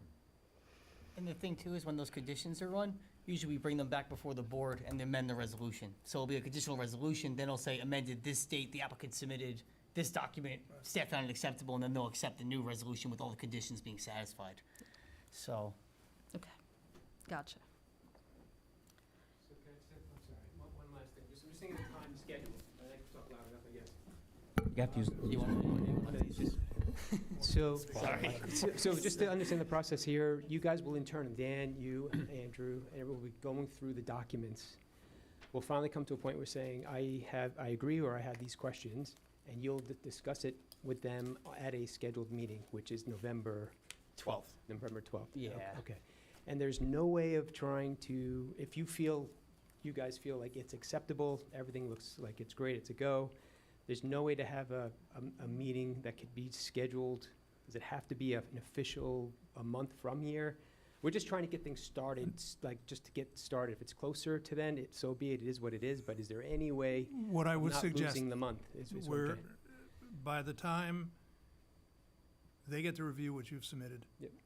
Any questions, comments, you come in and you sit down with them and you go through that, you're gonna be at a month. Most, if you'd wind up possibly gaining a week, which we don't, we only meet, we're volunteer, we only meet Yeah, once a month. understood. And, that week, I appreciate the situation you're in, I've been there. Sure. It's just, I'm not comfortable until I know from them that everything is good. And if you can get that all resolved by the next month, and they can come in here and go, hey, we got great plans, boom, we're, you're So done. at that point, though, we could get an approval, though. That meeting Yeah, could give us an absolutely, Yeah. yeah. And just so you guys, just for your assurance too, we're gonna be in constant contact with you about, we review the plans, here are additional comments that we're concerned about. Or Tom will come in. Or- He has no problem. Like, I Yeah. just want to work it all out so that is the date then. If that's what it's going to become and make it into, then I just don't want to know that we had that meeting and then we have to wait, because Andrew mentioned something about it. It would still take an approval and then another month. What, I don't quite know what That was if you did we did a Tonight, that's- that conditional. was if you did a Yeah. conditional, correct. Okay. One more procedural question. Can we move forward? Oh, I'm sorry. I took your mic. Can we get a determination on the secret this evening? Declaring the board lead agency we and can do that. adopting the negative declaration? Well, I don't, know. No, We haven't reviewed the EAF, have we? yeah, I've gone through it. Oh, you have right. reviewed that? Okay, so we can make a comment on the EAF. You can declare yourself, we don't Lead need to do lead agency. agency, right? So Right. you can just declare yourself They lead just are the lead agency and make a agency. determination. Don't we have to do the part two? We would have to do the We have to do part the two. part two, so we have to do that for the next meeting. We have to do a part two. but we can get the, We can declare ourselves We could- lead agency. yeah, we Yeah. can declare lead agencies. Yeah. Then the approval on EAF would be part of the approval on the 11th, 12th, Yeah. whatever it is, So you do the neg deck right before you made a decision on the application? correct. Gotcha. Anything else in Okay. secret? Want me to give this is lighting. Oh. Can Yeah. You will take it, yeah. You know, I just can thought. you Thank you. ju- No. just summarize quickly the lighting? So Yeah, that- I mean, so that as long we're as- aware, when next time we meet, Yeah. what, The lighting's all I shown mean, on you this. talked about the Yeah. type of lighting here. Yeah, the lighting's all shown on this. Mhm. It's color-coded, everything right here. And I said, all the things, apply to, your ordinance right there. Everything that's there is, the path lights, and then the fixture that you were concerned with, these are the tapes I was talking about, that goes, Okay. that's the fixture you were talking about right there, Mhm. you were concerned with. That's a shield, and everything lights and illuminates down right there. Now, you do have some tree lighting, you said, that shines up? Yeah, that's the well lighting, that's in here, yes. Yeah, okay. But that, as I said, that's the only thing that really doesn't fall under that, and be up front with it. But typically what it is, when I mention that, is because you got branches, leaves, and that filters it out. And going back to what she said before, this is all designed to be on a, on different zones. So, and we can Right. control it and dim it and be able to do Right. that, to be able Okay. to access and reduce the light pollution. And thank you. Yeah. But on the trees, are they're not going to be, not all trees will be evergreens? I do have some evergreens in here. No, Uh-huh. only these are deciduous, but I do have some Okay. other evergreen plantings in here. Okay, so the lights that shine up for the deciduous trees, that when they lose their leaves, But, again, another good point, because what happens in the type of tree it is, it's a vestigiated, very column like that, very tight branching habit, and it still contains that lighting in there. It's not going to be something like you're going to have an oak and it's just going to shine right through it. It does, it's a vestigiated hornbeam, which is branches all the way up and all the way almost down to the bottom, not only to the trunk, and that they have a very tight niche, and that will still filter that light out there too. So, again, a good point right there. So I'll leave this with you. Okay, yep. And I just want to make sure that I put all your comments. Yeah, that was very thorough, thank you. Yeah. It was a very thorough It was presentation. very helpful, because when we get to review this, we'll kind of have that in mind. Yeah, as I said, I do have all the information and offer myself to be able to come down, and be able to go through and answer a lot of your questions, because, as I said, I do offer that, to come down, as you mentioned, a page turner, because a lot of times you're looking at a document and you like your questions and you put it into a memo. You and I sit down together and we can answer it and, right there and move forward with it and facilitate it a little bit faster. So that's offered to you right there. All right? And I want to thank everybody tonight, so thank you. Okay. All right, You guys. Can Thank I- you very much. okay. Can I get a motion that the planning board should declare itself lead agency on this project? I'll make the motion. I'll second. All in favor? Aye. Okay.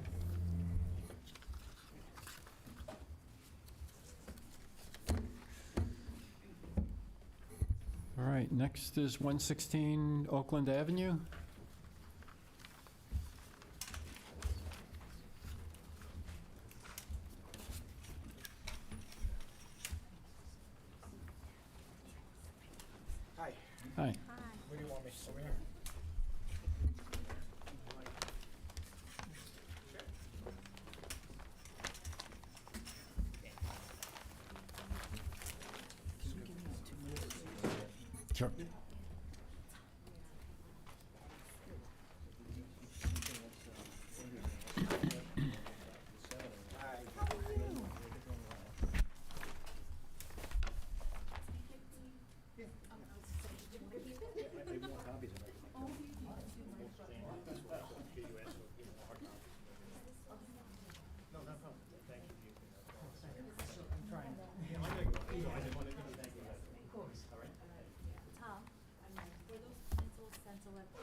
Yes, they all work. How you doing? Good, Chris. Gil. Yeah. What's your name? Gil? Gil? Right. I know Barbara. Yeah, we'll just wait 2 minutes for a For Andy. Yeah, yeah. bathroom Is this- break. I figured. I was a long one. Yeah.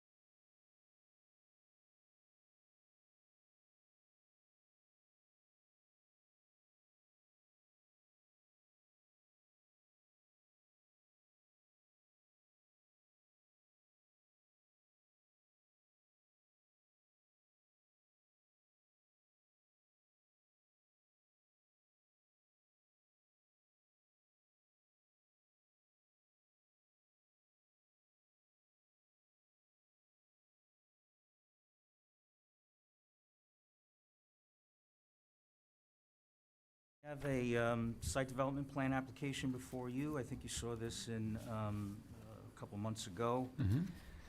The applicant is proposing on approximately .35 acres or 15,246 square feet on this parcel, having frontage on both Oakland Avenue and Walnut Street. The applicant's proposing a new 3-story, 16-unit apartment building. The project would include demolition of the current building on the property.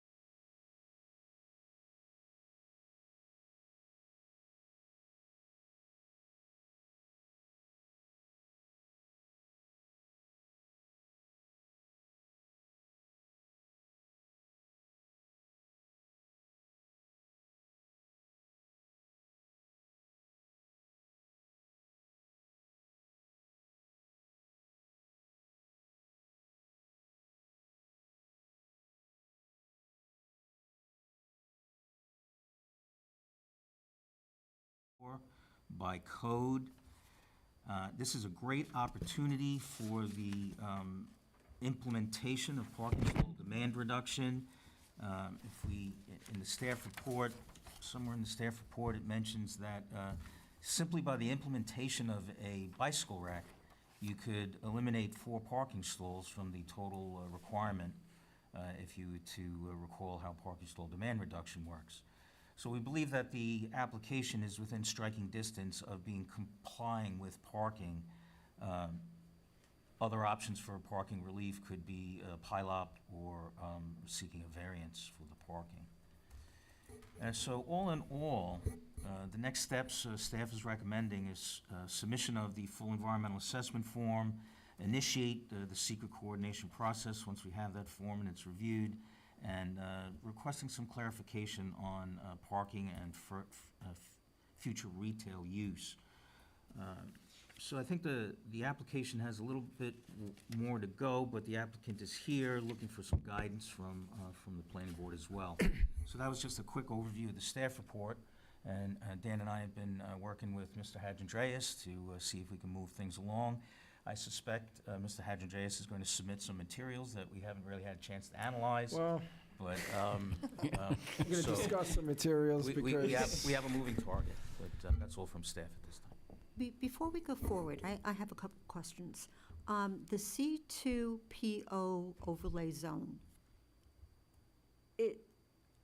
how did that pass me by? Because I thought that building was in the C2 district. Is the PO because it used to be Dr. Mendelssohn's office? No, the C2PO is not a floating zone, it's actually a designated overlay, and I don't know if we can pull that up real quick, but the property is overlapped by the PO overlay. Okay, and that's part of the code? Yes. And that is in the code. Okay. So if we bring that up, you can see the front to back lot, it's hard to see on that, but it's under that gray area, which is part of the C2PO overlay. Okay. Because if it was just C2, he wouldn't need a side yard variance. They can go Yeah. property line to property line. Exactly. The C2PO has the 8-foot setback from where the C2 doesn't have it, so. And if the building's going to, bear with me, right now the plan is to have it all residential. That is correct, yes. Is it mandatory that the ground floor be available for retail? That, I'm not, can I interrupt on that? Because, thank you for bringing that up, Barbara, because the way the code is, the way we understand the code is that that's dictated for Main Street and North Country Road and not for, this area. You can't have residential on Main Street and North Country Road, period. So that is obviously But the apartments on off the of Main ground Street. floor Right. that are on Main Street and North Country Road have to be convertible to, I don't think you can have You can't have apartments on the any ground floor on There Main are. apartments Street ground or North fronting, Country Road. yeah. fronting, correct, but there are apartments, that have, the way we read it was that the code saying that the apartments have to be converted to retail potentially, were on Main Street and North Country Road. And where we are, after speaking with abutting owners and other plans, because there's other ideas for this area besides mine, with abutting owners potentially, that there's no requirement, there's no retail corridor here, and there's no requirement to convert potentially to retail because the 15-foot first floor height kills us. Right. And from when we read the code, there is no requirement to convert, have to convert to retail. Is it in this or is it in the code? It's in the, Parker, if you go to the. My mistake, Parker. It's okay. If you go to the Sorry. C2, it's the regular provisions of the C2 district. If Throw you go to things that way. conditional, I don't know if it's under conditional, it's under, It's in the code. it's under multi, yes. Okay. All right, so So this is the C2PO, multiple dwellings. If, in the judgment of the planning board, the ground floor allows future conversion to a retail use. on North Country Road or Main Street. No, it says no ground floor first floor dwelling shall be permitted on Main Street nor North Country Road. Okay, Factors to be considered by the planning board include but are not limited to those following the conversion. But that means multiple dwellings in general. Okay. So with that said, then looking at what I submitted plan-wise, what is my first floor? The building fronts Walnut and it fronts Oakland. You have 2 first floors. So the the considerations for, well, you have two first floors. You have a first floor that faces Oakland, and you have a first floor that faces Walnut. Parker, if you show the elevations real quick, you'll see it's staggered. So the property slopes, I think Walnut's the higher, there you go. So one of the first floors is that if you look at it on the right-hand side, is where the building starts on the one side, and then on the left, I think it's a little higher up, so it's almost. So the Oakland Avenue side is to the right? Yeah, no, No? no, It's the other way Oakland around? would be on the higher side, It's in- and Walnut would And be on the Walnut is lower on the side. lower We're looking south, it's a north elevation. Right. That's-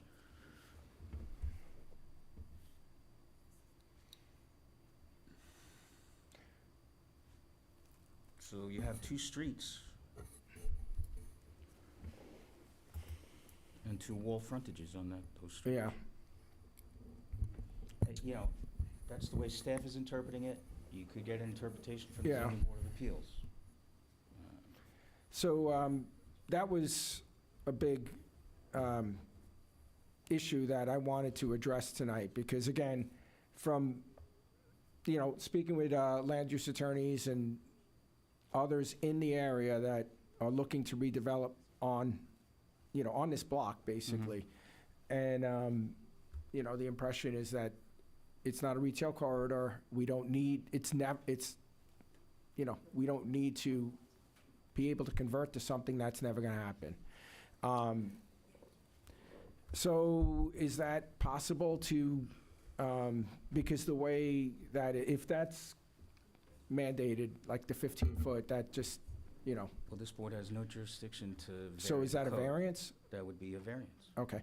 So then, in regards to the side yard variance that I would need, the current building that's existing has 0 side yard. Again, it's going to be demolished and removed, so that would definitely be a variance I have to get. My architect did draw conforming with 4-foot setbacks on each side to accomplish the 8-foot. It's either 0 or 8, or, divide it up any way you want, because it's 2 side yards. It kind of hurts the building significantly in terms of flow and all that. It's not something we want to do.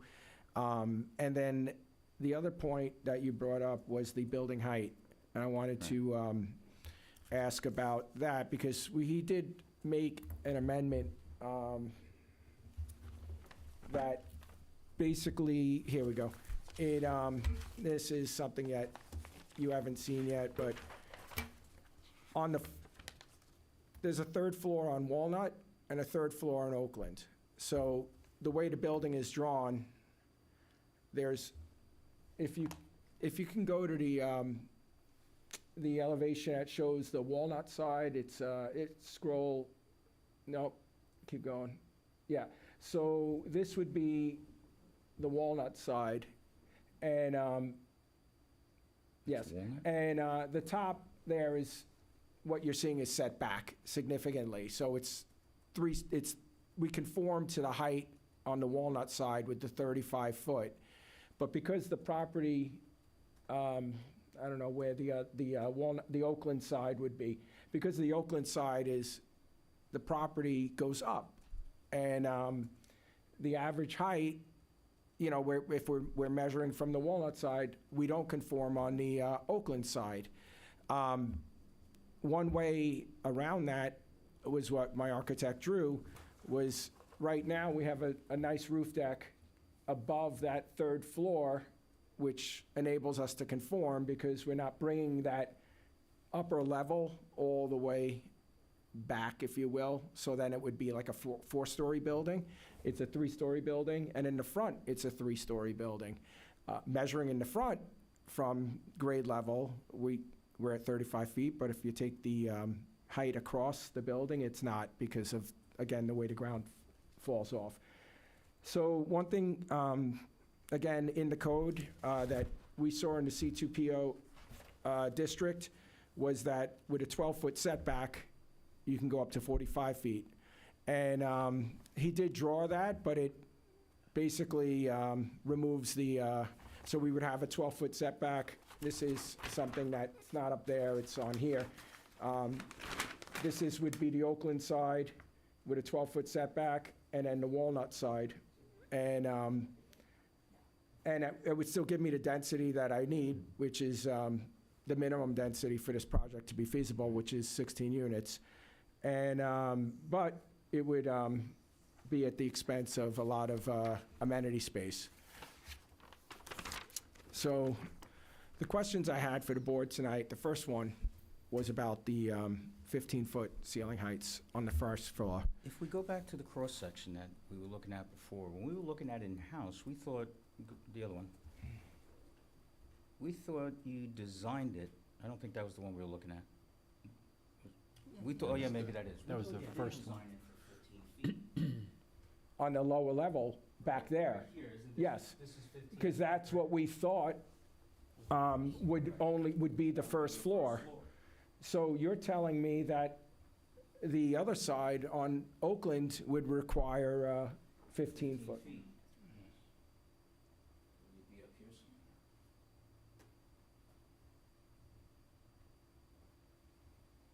And that's the issue. Well, maybe the board interprets that passage in the code differently. It's a progressive passage, so as you go down, but I think that one line item stands alone. Can you go back to that, Parker? I'm sorry. Yeah, that's a good point. Go back to the code section. Yes. So just scroll up a little bit so we could see what 6 is. Let's see what 6 is. So they're talking about individual uses. So now when we get to multiple dwellings, that stands alone by itself, and it says multiple dwellings in the PO zone, if in the judgment of the planning board, the ground floor allows future conversion to retail use. So I suppose there's a judgment call that Right. the planning board might say, on Walnut, there's no potential for conversion to retail, but now we have to go back to the master plan and see what the master plan Yeah. is calling for that area. So I kind of need an answer on that. We conform on Walnut to the 15-foot height requirement. And then, again, the plan that we have is doable. I understand the plan I submitted needs a variance for height because of the Oakland side. There is a workaround on that. It just, I understand I'm going to be referred to the architectural review board or? Committee. Committee? Okay. I was wondering what the C stood for. I could, it's a committee, duh. Anyway, and my thought is, we have some nice pretty pictures showing the building, and architectural review committee likes what they see. Okay, well then this, can be an easier variance to get for that height. It's the building and conforms in terms of what the village specified, what they want the look to be in that area. The height, again, because of the property, if it was a flat lot, we wouldn't be having this conversation. But because it slopes down the way it does, we kind of have to build the way the ground forces us to. So just for the record, from a planning perspective, from the office of the director, we Right. think that this is a very good project. It helps the revitalization of the C2 South Village District, and we think it's a good project. When we were talking, we didn't have much in the way of anything other than flat plans, and we didn't know what the elevations would Yeah. look like. So I think that we still have a positive attitude on this. There are just some issues that need Right. to be resolved. I don't know if the board wants to refer to the ARC now to kick that off, or whether or not the applicant, whether you want to go to the ZBA to get an interpretation of this section. But I think we can move the project along, and I think the Architectural Review Committee will help move the Okay. project along. You tell me, I mean, Well, Well, I I'm think we ju- got to look at the comp plan to see if the 15-foot makes sense on both streets, or just one street, which street, Yeah. The retail, future retail is Be- retail. I don't know if we got that defined in the comp plan. I don't recall talking retail when we were on the comp plan for that street. Walnut, you're talking about? Walnut, yeah. right. Walnut, and there hasn't been retail in that area.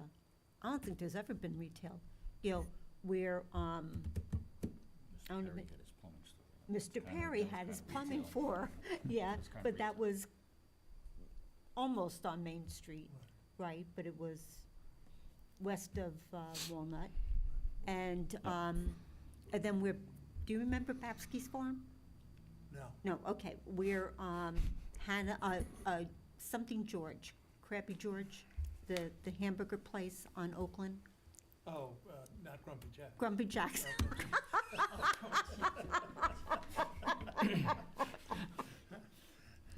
Grumpy Jack's. He's Krabby George's cousin. That was the barn Oh, okay. for Babsky's Farm.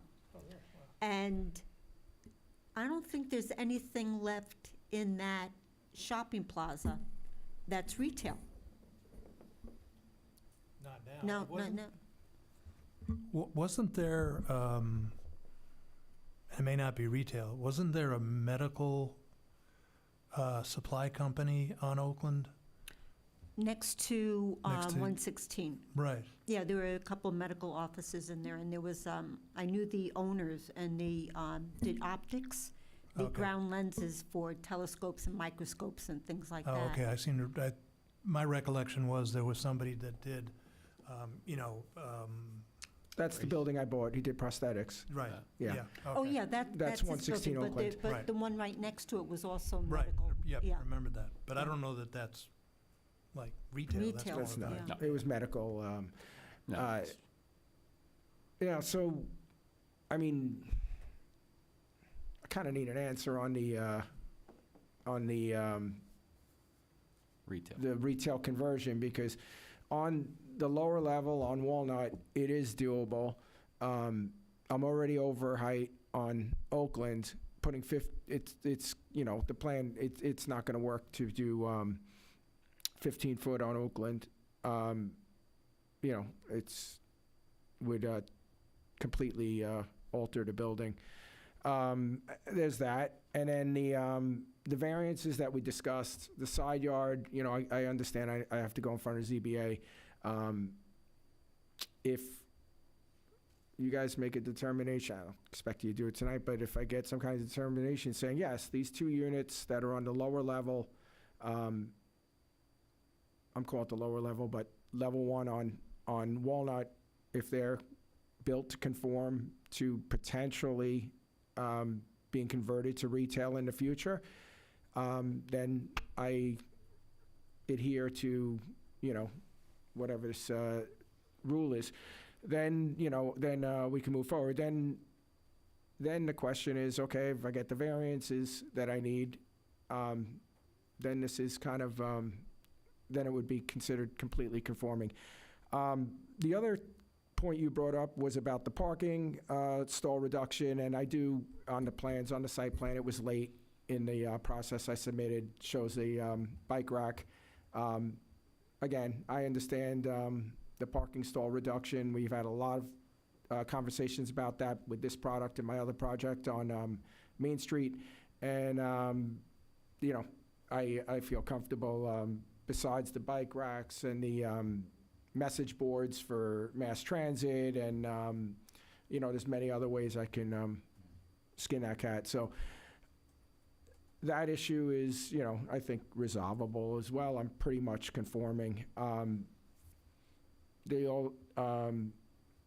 And then the other thing is converting the lower, I'm calling it the lower level, the Walnut side to retail is something that is pretty easily accomplished. I'll give you guys these pictures. This is the Walnut side of the building. So I Yeah. think the way that section, We can share it that around. section reads is that the board needs to determine that it's convertible to retail in order to have a mixed-use building. I think that's the way, as I keep reading that section, I'm sorry, say that one more time. I think if we bring that up again, I think it says that the board has to determine that the ground floor is convertible to retail in order to have a mixed-use building. But it- Multiple dwelling, if in the judgment of the planning board, the ground floor allows conversion to retail use, period. So you are allowed to have a multiple dwelling if in the judgment of the planning board, the ground floor allows future conversion to retail use. That means he has 15 feet of ceiling on that ground floor. So you have to show in my opinion, you have to show the 15 feet on the ground floor so the board can say, yes, it's convertible to retail.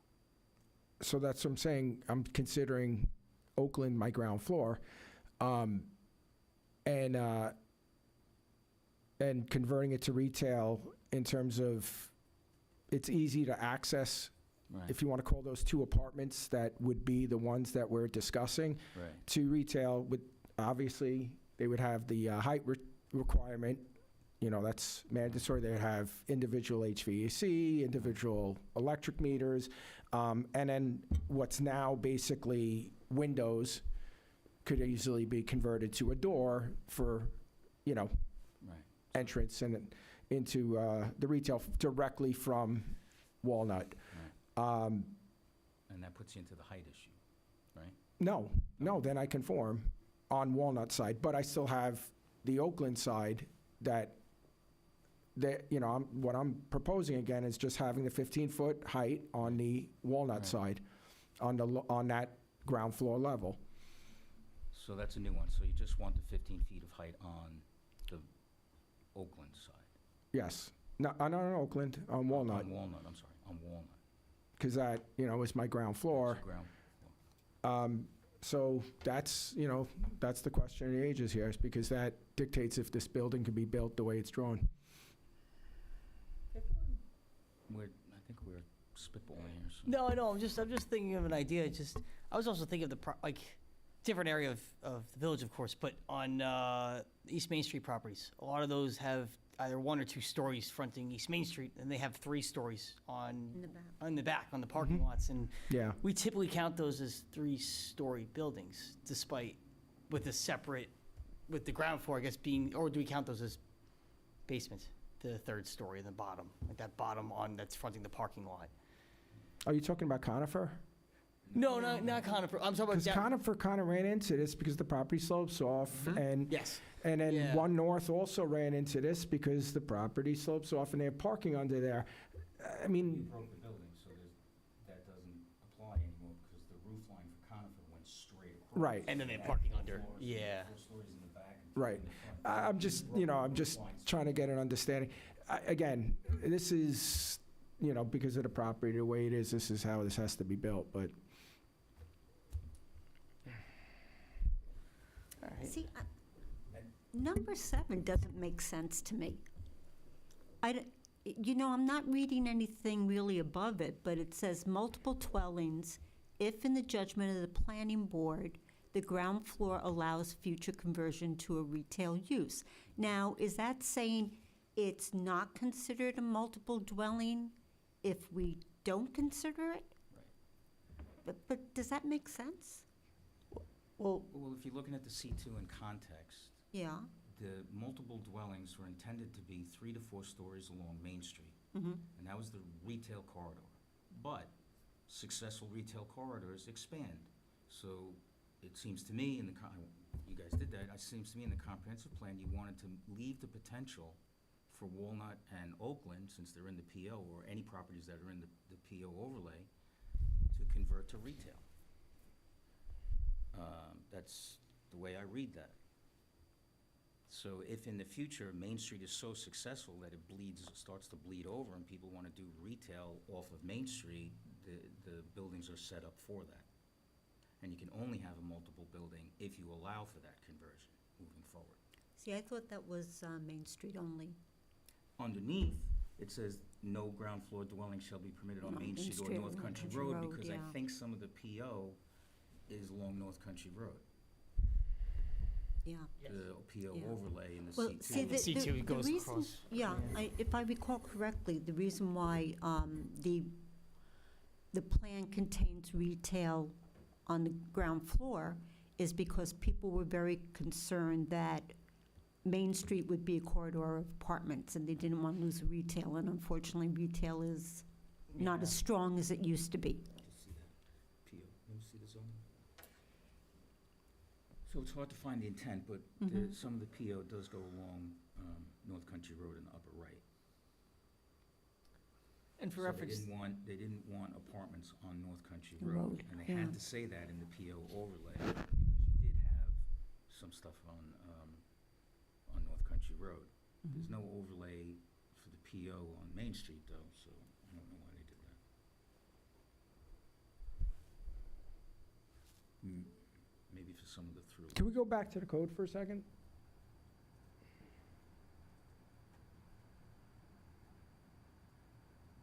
Oh, we Yeah, lost add it. it.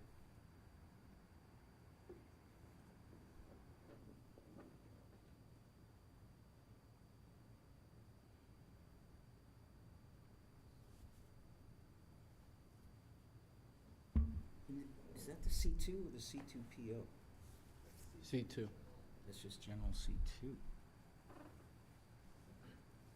Yeah, so the way it reads is that, you know the table? Yeah. So, the C2PO code, it only overlays the C2 district where that code amends it. So every other place where it's moot on it, or blank, I guess, the C2 district applies. So in terms of uses, like prohibited, conditioned uses, and permitted, there's no additional regulations in the PO overlay. It's just, I guess it's say basically, so the C2 district applies, if that makes sense. It's a little tricky. So, to move forward, would Chris's best bet be to go to the Zoning Board of Appeals? Can you ask if half the building can qualify and the other half not? I think you can seek an interpretation, right, of the code from the zoning Well, board? First, I would want to talk with council to see if the planning board can make that determination. True. Yeah. Because if the planning board. Yeah, can because I make don't the think I can go forward with the zoning board until I know, because I'd have to completely redraw the building. But if what Mr. Freeland is saying, and the planning board can make that determination, Mm-hmm. then, Because for what, I'm sorry, but for what you were saying in terms of the expansion of Main Street, Oakland makes the most sense to me because, again, we're one block off Main Street, and, so if anything is going to be converted to retail, it's going to be this, because this level, because the other side, again, in front of it, you're going to have 20-car, parking lot that's, blocking, it's a distance off of the road. I think if anything is going to be, this is right off Main Street. We built this building or designed this building so that the tenants can have direct access to Main Street with rear exit from the building instead of having to walk all the way around the block to get to Main Street. I guess I would love to hear if you guys make the determination that the planning board could make that determination that, this, as long as this side complies to, then we can have the ground floor apartments, then then things can move forward. But I think, to your point, I think that's something we need our council to review, Mhm. say that we can make that determination. Okay. I tend to agree with Barbara that we can, but, given the potential future construction or development in here, don't want to set a precedent just on our own. I mean, the planning board's been doing that for 50 years, just winging it. So I would feel more comfortable going to council and saying, okay, is this something we can do, or do they need to go to the ZBA? And then you can have your answer. Okay. I'm kicking everything off to November, but. So, I guess we have to wait for that. And then the other thing I kind of was hoping to get some kind of answer on is currently the building's empty. And I spoke with Kevin, who's code enforcer, and he would like the building kind of fenced off. It's just because people are parking in the parking lot. I have no way of protecting, or blocking it. What I want to ask is, on my site plan, it shows a construction fence that basically goes around the front of the building from on the Oakland side. On the Walnut side, there is a gate that's there. And just, for insurance reasons and to keep people off of the property, I would like to put up a construction fence to block the property. And when Kevin called me the other night asking me, he called from the village saying, hey, what's going on with your property at 116 Oakland? There's, and I said, I'm going to be in front of the board. I'm going to ask permission to put up a construction fence. And he's like, okay, that will work. That will achieve what we want to achieve here.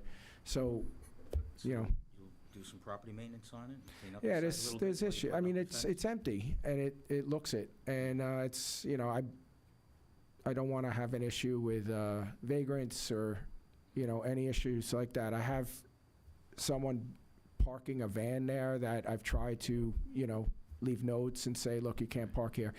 And in my insurance, I have to carry insurance on this building. Someone trips on the property, I'm liable. And they want, because it's empty, they want it secure. So otherwise they're going to drop me. So I'm kind of worried about that. Something's going to happen with this property. I just need to protect it. Can we, as a board, say, give permission for a fence to put in, or is that? That I don't know. Yeah, so it's hard, because right, if you look at a residential property, you could technically build, there's fencing code, and technically there's some fences you build as a right, but because it's commercial, any kind of structure typically requires planning board approval. I mean, you said you have a site, it's on the site plan, or Yeah. is it shown? It's shown, let me find it, where he put it. It's on, and this was submitted. Yeah, let me see. Maybe not. Proposed stabilization construction fence is in the front here. C4. That was a section of it at the top, isn't it? Oh, right here. Temporary construction fence? So it would just be along Oakland, a construction fence, so that I don't have to, again, I could satisfy the code enforcer, I could satisfy my insurance requirements, and Kevin asked me to put screening on it. I said, okay, well, that's up to your village. So, I think it's a reasonable request. I agree. Yeah. We don't need to No. do a resolution, we just, We can just say, go ahead. yeah. Okay. We can write a memo. So yeah, put something in writing. from the building So- department to do that? I mean, if you go the technical route, it'd be like approving a plan, that we'd write up a, There's the plan. what is? Cindy has a, The page C4 shows the construction fence exactly the way that you want to propose it. We can have that page singled out from the rest and have that stamped and signed if you want to vote on it, and we could sign it. it's like an approved plan. And this way, we'll have it on file. If you feel you need to have an approved plan on file, it's, But the caveat would be just specific to Just- the Yes, temporary. yeah. Right, no, yeah. not Yeah. that page. Take that page and just show the construction Right. fence. So the building that's proposed on Yeah, that. You have to take Hey, I the got rest my off. permit, baby, I'm done. Trying to help you here. That's my workaround. You killed yeah, my I was- workaround here. We'll put a big stamp on it. I'm approved. Let's go, tear the building down. I don't think I'd be doing my job if I wasn't a wet blanket, so let me just ask the board if there was any precedence being set by allowing a construction fence before a permit. We have a lot of lots that have parking lots, they don't want people in. Will we be setting a precedence and then people coming in and saying, I'd like to put up a construction fence because I got people No, because they don't overnighting on have a lot." a pending plan or a plan under review, so. So And that- an insurance Right. company threatening So you to could drop say- them. So you could say at least Yeah. level one is Yeah. that you have to have a plan under review Yeah. before we can consider that. Yeah. Okay, brought it up, we've talked about it. Okay. Cool. So then I think recommendation from staff is not a bad recommendation to separate out this sheet and allow the board to make a determination on the construction of a security fence or construction fence. Well, the sheet would have to be resubmitted to take basically all of Building off. the proposed building. I'll just have on the survey, Yeah, put it, put a dashed line showing where, in the existing survey. This Right. is the future. right, Hopefully the future. right. This is, so I'll take the existing survey I Right. have and show where exactly the construction fence would go. Right. And I could submit that And put the screening on the fence too, Right. I guess. Show the detail The for detail. the. Right, it's like just a, 6-foot construction fence with the Screening. the screening. So this board gives the approval and the building department makes sure that it is maintained always and issues the permit, makes sure that it's maintained. Mhm. Because I'm seeing, no offense, but I'm seeing this being here for a year or more. Oh, yeah. before you get- Well, I hope not. before I you was put the hoping to shovels in the ground. break ground next summer, but we'll see. Okay, well, you might have a permit by then. Yeah, that's what I'm hoping for.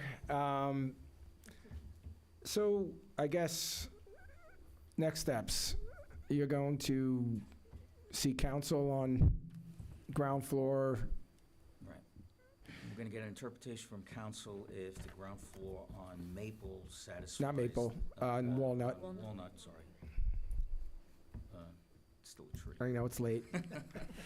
If the ground floor on Walnut satisfies that condition of the C2 district. I think that was item 7.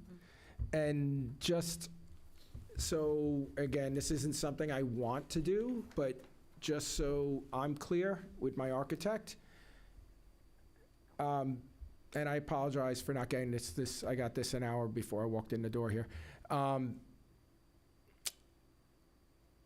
To comply to the height, and having this 12-foot setback and the rear 12-foot setback would, this is the street wall and this is the street wall. So these 12 would, and then overall would be under 45 feet, would comply? Yeah, that's Okay. what the village code allows. It's Okay. it's a max of 3 stories or 35 feet, or it's 4 stories or 45 feet, provided that the 4th story Is 12 back, yeah. has a 12-foot setback. Okay, so that, honestly, it's not the building I want to build, but, we'll see what happens with the ZBA, but that's like a couple steps down the road. Well, hopefully not a couple steps, but 2 steps. That's all I got. Okay, but if council determines that planning board can make that determination about, I'm sorry? Retail, the 15-foot? Retail, thank you. I'm just, it went along with Crappy George, right?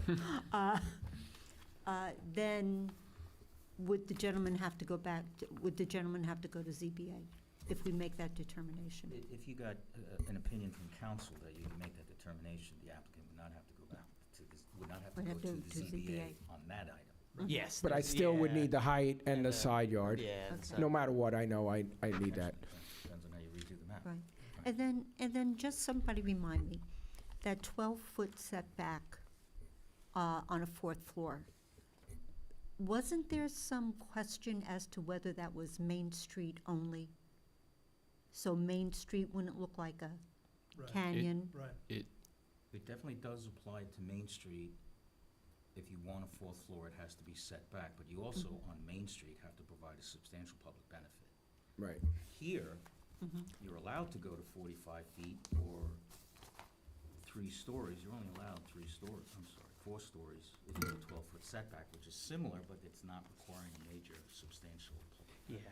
Okay, thank you. So, yeah, I have the code right here. Did not require, with Conifer, we did not require that Conifer 2 on Perry, On correct? Perry, that they Right. did not It's have to just have a applied 12-foot it to Main, because there's a sketch in the comp plan, that shows Main Street with the 4th floor back. Right, And we had a but Z- Conifer was 3 Prevent the feet, 3 tunneling. stories on Main Street, So, as per the code that, and 3 stories all the way back, because you got an interpretation, Yeah. ZBA. ZBA. It was a 3-story building, front and back. We're not going there on this one because the roof line has been broken, and it looks like 3 stories from one street and 3 stories from the other, notwithstanding the internal 15 feet and all that. Okay. And the relative height. there was it's a little unclear, in terms of the building height, because it says 45 feet if there's a 12-foot setback from the street wall, which originally we interpreted that as, well, we're 70 feet from the street, so we comply. And I was educated in terms of, no, the front wall of the building's a street wall, and then the 12 feet would be. So, again, that's not a building I want to build. It just, ruins a lot of what the amenity space that I wanted to give the tenants that would be here. Yeah, because it removes the roof deck, which is going to have, seating and fire pits and possibly, barbecues and a lot of amenity space for the tenants. So I guess the first step is, like we said, we got to wait for council to see, and then we go from there. So hopefully that goes my way. That's all I got. I appreciate it. Cindy, I'll submit the survey with the construction fence. And then, the SECRA, that will be submitted within a week or so. And I'll be right back. then, do you think this is a decision that could be the council, like, when can I get back in front of the board is my, once I submit, I'll be submitting SECRA, and if the board, if the council says yes, the planning board can make that determination. I think my next, look, you guys are the pros here, but my assumption is we get that determination that ideally the planning board can make the determination on the ground floor if Walnut makes me comply. Then I have to, and I submitted SECRA, I come back in front of the board, we discuss it, and I think what has to happen, they have to make the planning board lead agency Right. at that point, and Well, we would declare intent to be lead agency, coordinate the review. Mhm. Following meeting, they could make their, they could declare lead agency and make a determination of significance, which is pos deck, neg deck, and then we'd be done with that process. okay. So the coordinated review, it is a coordinated review, right? It's gonna be a type 1 action, so it's a coordinated review. We have to coordinate with outside agencies, we have to give them 30 days to comment, come back. Mhm. So that's next meeting to the following meeting, and then the board would have no complaints, let's say, or no Mhm. objection to the board assuming lead agency. They could assume lead agency at that point, and they could make a determination of significance, because the staff would have reviewed Part 2 and would have made a recommendation to the board based on that. So in 2 meetings, whenever the next meeting is, I think in 2 meetings, the board would be in a position to make a determination, but that would be up to the board. Okay, so my next steps is to wait to see if council is going to let the board make the determination on the ground floor. Right. And then, when that's done, then I'll be back in front of the board to, We have a jam-packed agenda for Yeah. November already, but a lot of it is tentative. So if somebody slides off, we could slide you in. in November, We okay. should hope Do you to be done. think, though, the council would make the decision? He's got 30 days to make a decision, so I Okay. think that he should be able to make that determination, Okay, cool. all right? So. So there's a that's- chance I could be in front of the board for November? Not promising, but I there's a know, chance. I know, there's a chance, but then if not, I wanna go on the hopefully record, not December. promising. And December was, December, I'm holding you to it. Yeah, right? I know It's like November December 12th. 11th or something. Can't forget that, Yeah, but December 11th. all right. Fingers crossed, I'll see you guys in November on my daughter's birthday. We can celebrate together. I'm bringing her, Bring some cake. I'm bringing her, she'll be turning 16. Wow. Ooh. I have the same birthday, and I'll be turning 69. I think I'd rather be 60. Okay. Same birthday? Same birthday. On the 12th, 12th. yeah. November? Yeah. Son of a gun. You too? Awesome. You're young. I mean, look, think of all the. Neil, yeah. Isn't the next, 16, isn't the 65, next what do you? meeting November 69. 13th? 69. Or is it 12th. November 12th. Oh, okay, so it's the It's a Wednesday. The 13th is my daughter's birthday. Oh, see, you So- ruined it. Yeah, Okay. we moved it, You had a we're hat mo- trick going on. we moved it to the 12th. I didn't know you were so I much younger appreciate than me. everything, guys, thank you. All right, good night. Good night.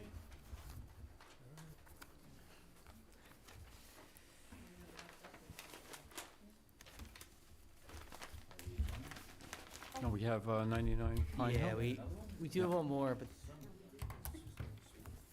Sorry.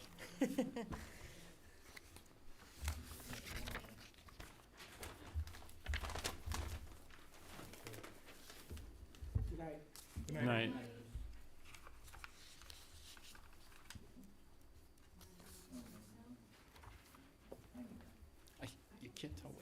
is. Back at the clock, it's Eight, 8:39. Okay. 8:40. I could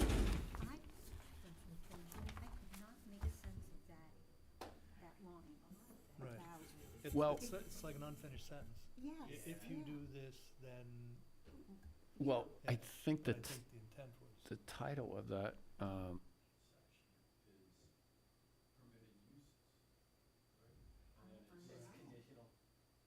Yeah, that was it's a conditional use, so it needs a public. multifamily if allowance is made for 15 Yeah. retail. But it was not multifamily. Multi-dwelling. Which is. Is defined, If the planning board finds, reason or something, I don't know. If Yeah, he submitted a plan that only had 10-foot ceilings, you would say the building is not convertible to retail, because we need to have 15-foot ceilings. But he's at least come out of the box. I don't know if Ron already wrote for that. He's come out of the box with at least half the building with a 15-foot ceiling. Yeah. So the question is, does that satisfy the requirement of a mixed-use building and the PO overlay? Yeah, it's just that I hate to stop a project that looks like it belongs there and Yeah. beneficial because half the building doesn't meet that 15-foot ceiling requirement. Right. And if he can either go to the zoning board or the determination by council is, we can make that decision, I think that would really help.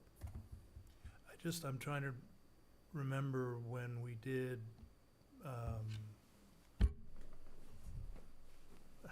See, I'm catching. yeah, no, this is my, the white building over here, whatever it's called, the Conifers building, Oh. yeah. Not, yeah, Tritex. Yeah, you're Tritex. talking about Tritex. Tritex, yeah. yeah, I have shipwreck in my head. Yeah, Yeah. shipyard. Shipyard. Yeah. That's it. I remember that, Barnum, that height at Barnum, near where their back entrance is, it was dictated what the first floor of I think the entire building was, but that was because they had an uninterrupted roof, right? They didn't have what these guys do, which are, Yeah, that's tricky. okay.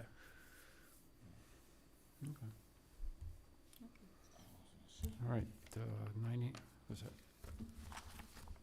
99 Pine Hill? You got that right there? Yeah. I guess the applicant isn't here, but, I thought so too, but I know he's made aware of it, I know. But it's a pretty straightforward, so this was a project, and I don't know if we could, oh, you got that right up there. So this was actually something that the board previously approved back in, I think it was September of last year? I have the date in the report. Oh, it was June 13th, 24 is when it was previously approved, and it's a multi-tiered retaining wall system at the rear of this property. The reason this is before the board tonight is actually for two reasons. The first part of it was that during the construction of this wall, they realized as they were digging, there's pretty fine sand underneath, really the rear of this property. And as they were digging, they noticed some of the trees were beginning to destabilize and fall down that weren't indicated on the plans. So they called our department, we went out there, the building inspector and I went out there and, verified it. And we did permit them to take them down under the emergency permit process. We didn't formally actually give them the emergency permit because we kind of knew already they were coming in for the vegetation plan. So we kind of wanted to incorporate this as one big application. And the real reason for that is, as part of that planning board approval, one of the conditions specifically read that planning staff would review the amount of clearing, ground grade disturbance due to the work required to replace the retaining wall, and provide recommendations for stabilization, potential plantings that may be required. So this kind of seemed to be an it was only 4 trees that were additionally removed beyond what was already being removed. And we felt it could kind of be incorporated as part of this, just because if they didn't take them down that day, they were gonna come down the next day or two, because it was basically undermined pretty substantially. So, I guess in that context, what's really before the board tonight, there's really a few quick points. The first one is technically secret, because this is a revegetation. It is an unlisted action pursuant to secret. Clearing and revegetation does seem to fall outside the scope of secret. But again, given a very... No, I said, okay. Yeah, and given it very similar to what we talked about with Mather, you guys being the only lead agency could technically declare yourselves, lead agency today, or you are the actual acting agency. The only problem is, though, we don't have the SEF at this time, so we Oh. can't. Can't do it. I don't think. Yeah, so technically can't make Okay. the decision on that tonight. But given the magnitude of the project and how it's already been extensively reviewed as part of the previous planning board review process, I don't see a huge impact coming out of this project. I'm sorry, say that again? Oh, I said, because this was already reviewed for the planning board previously, and I believe they went through the secret process, I don't see this as a big additional impact. If anything, it's helping to mitigate some of the impacts of the project development with this revegetation.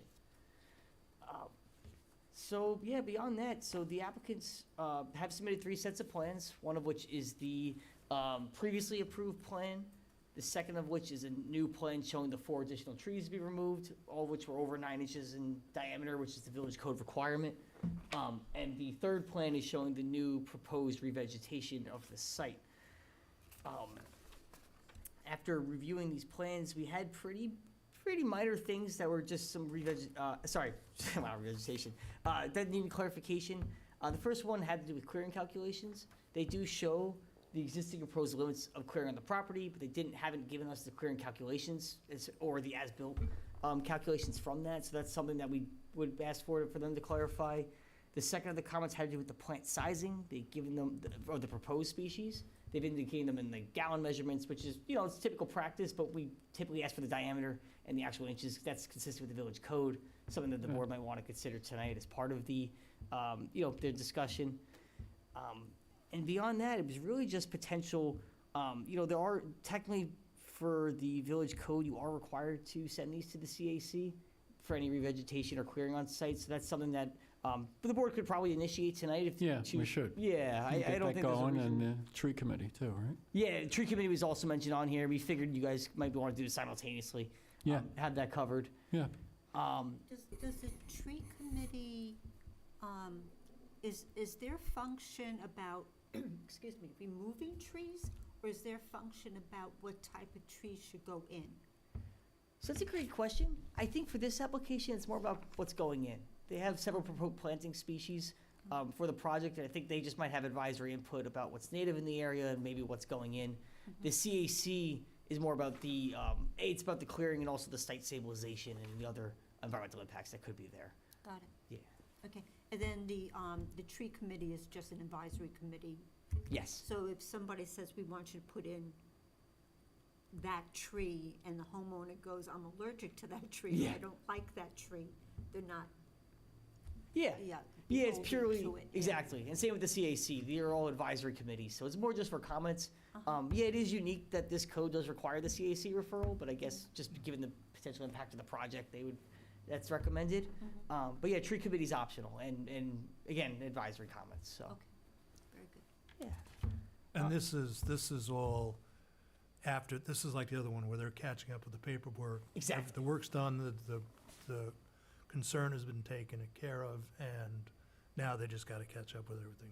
Exactly. That's cool. Yeah, so that's the one thing that's nice about this. These applicants were great, where they were in constant contact with myself, the building inspector. We've conducted multiple site inspections for every level of geogrid placement. We have site photographs documenting that. We did say the board might want to have those as part of the record. We're happy to work with the applicant to get those as part of this record, so you have them. The only thing we did ask for, and this is typically for the building side, but the board might want it, because given that this was a previous planning board approval, was an as-built survey showing the finalized topography, similar to the other application, the actual wall location, the heights of the walls, just so we could verify it was built in accordance with the plans. Seems fair. But, and that was about really it, so. Okay, and then you have a lot of additional comments, but those are probably conditions of approval, I guess? Yeah, that's all the building inspector stuff. So it mentions Yeah. the as-built survey there. It mentions a memorandum from the Photographs and- project engineer certifying it was all built in accordance with the plans. It mentions the photographs, but again, we do actually already have those documented. And then a final inspection being conducted between us and the building inspector to verify it's all built. Okay, and so you're gonna refer it to CAC and tree Yeah. committee? Okay, good. And then we'll do the secret next meeting. Yes, yeah. If you get the seat. Yeah, if we get the Right. 4, we'll Yeah, Okay. Tuesday night. make sure. Yeah, because that's what we recommend, was deferring final action because of the secret and the other items. And then if the board wants to clear calculations on the plans and then this tree specified, you clarify those? Or are you okay with the gallon measurement? No, I'm not familiar with the gallon measurement, Oh, really. that's- I'm always that's the really the- when you the go to diameter. the nursery Oh, yeah? and they sell things. So by in the ga- size of like the, 3 gallon is on the small Right. side. The ball, the root of the Yeah. ball, Right. depending Yeah. on how Right, Yeah. yeah, Yeah. big it is, yeah. okay. I don't, but if you guys are happy with it, I'm with the fine. gallon, Well, with the tree, I mean, Oh, the tree yeah, itself yeah. that was I installed. guess maybe we should be consistent, you know. Right.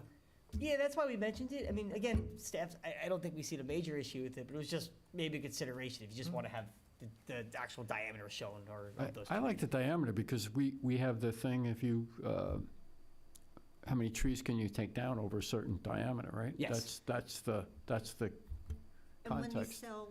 when they sell plants by the gallon, they really don't get that big, you know, Right. like 5 gallons as big as I've seen, Oh, you know, so we're really not talking about, right? Yes. Yeah. Yeah, Yeah, I don't I don't think believe they're there's more, as yeah. substantial as like a, the code, but the code is only 9 inches, but it's still pretty, Yeah. yeah, it's 9 pretty inches, sizable, about but like I don't think they're that. Yeah. buying that size. 9 inches, 4 feet off the ground. yes. Yes, Yeah, yes. But I do believe it's like, one thing the board might want to consider too, after the CAC comments or the tree committee comments, if any, is required maintenance of that revegetation plan for a certain amount of time, just to Oh, make yeah. sure. Yeah, yeah, Yeah, exactly, yeah. not Yeah, we removed always or- do that, the Right. 2-year thing, right? Yeah. Yeah, yeah, Guarantee, yeah, plant guarantee. Okay. okay. Alright. We're good? That's Yeah. all. We have nothing else, I That's guess? it? That's it, we have nothing. Oh, Okay. wait, Well, oh, see? I'm sorry. Columbo here. I know, I feel like I'm the Just one last. 410 Thompson? We talked about it. Yeah, but we never made the final, right, didn't we? Yeah, And Yeah, we did, we voted on it. that was voted on, that's, Yeah. okay. Yeah. 3 year. I just- 3-year extension. Right. 3 years extension. Yeah, Cool. Okay, thank you. I no just, problem. I don't want to make sure we No, didn't it's miss good, that. you check it out. Thank you. Motion to adjourn. I make the motion to adjourn. And I second the motion to adjourn. And all in favor? Aye. Time, Time is 8:51. motion, second. Motion, Gil. Oh, I can't hand the mic. And we all. Barbara, Mike? Barb, sorry. Oh, Oh, Cindy. Oh, Cindy. Okay. All right. all right. I we're good. wasn't listening. Close? Wait, we Oh. have one other issue. What was that, Parker, you told me? For 410? I think they said 3 years again. Yeah, So Yeah, well, it's a years 3-year from- period. So Parker has a good point. You want to do it 3 years from the date of the last approval or 3 years from the, Oh, From today. Oh. How long has it expired? How long has it been expired? it's not expired yet, it's expiring in November. So you want to do it as from the, From November. from From the no- expiration date in yes. November? Okay. Okay, Mhm. thank you. Yeah. No, thank you. Yeah. Yeah, thanks. No, Good job, thank Parker. you.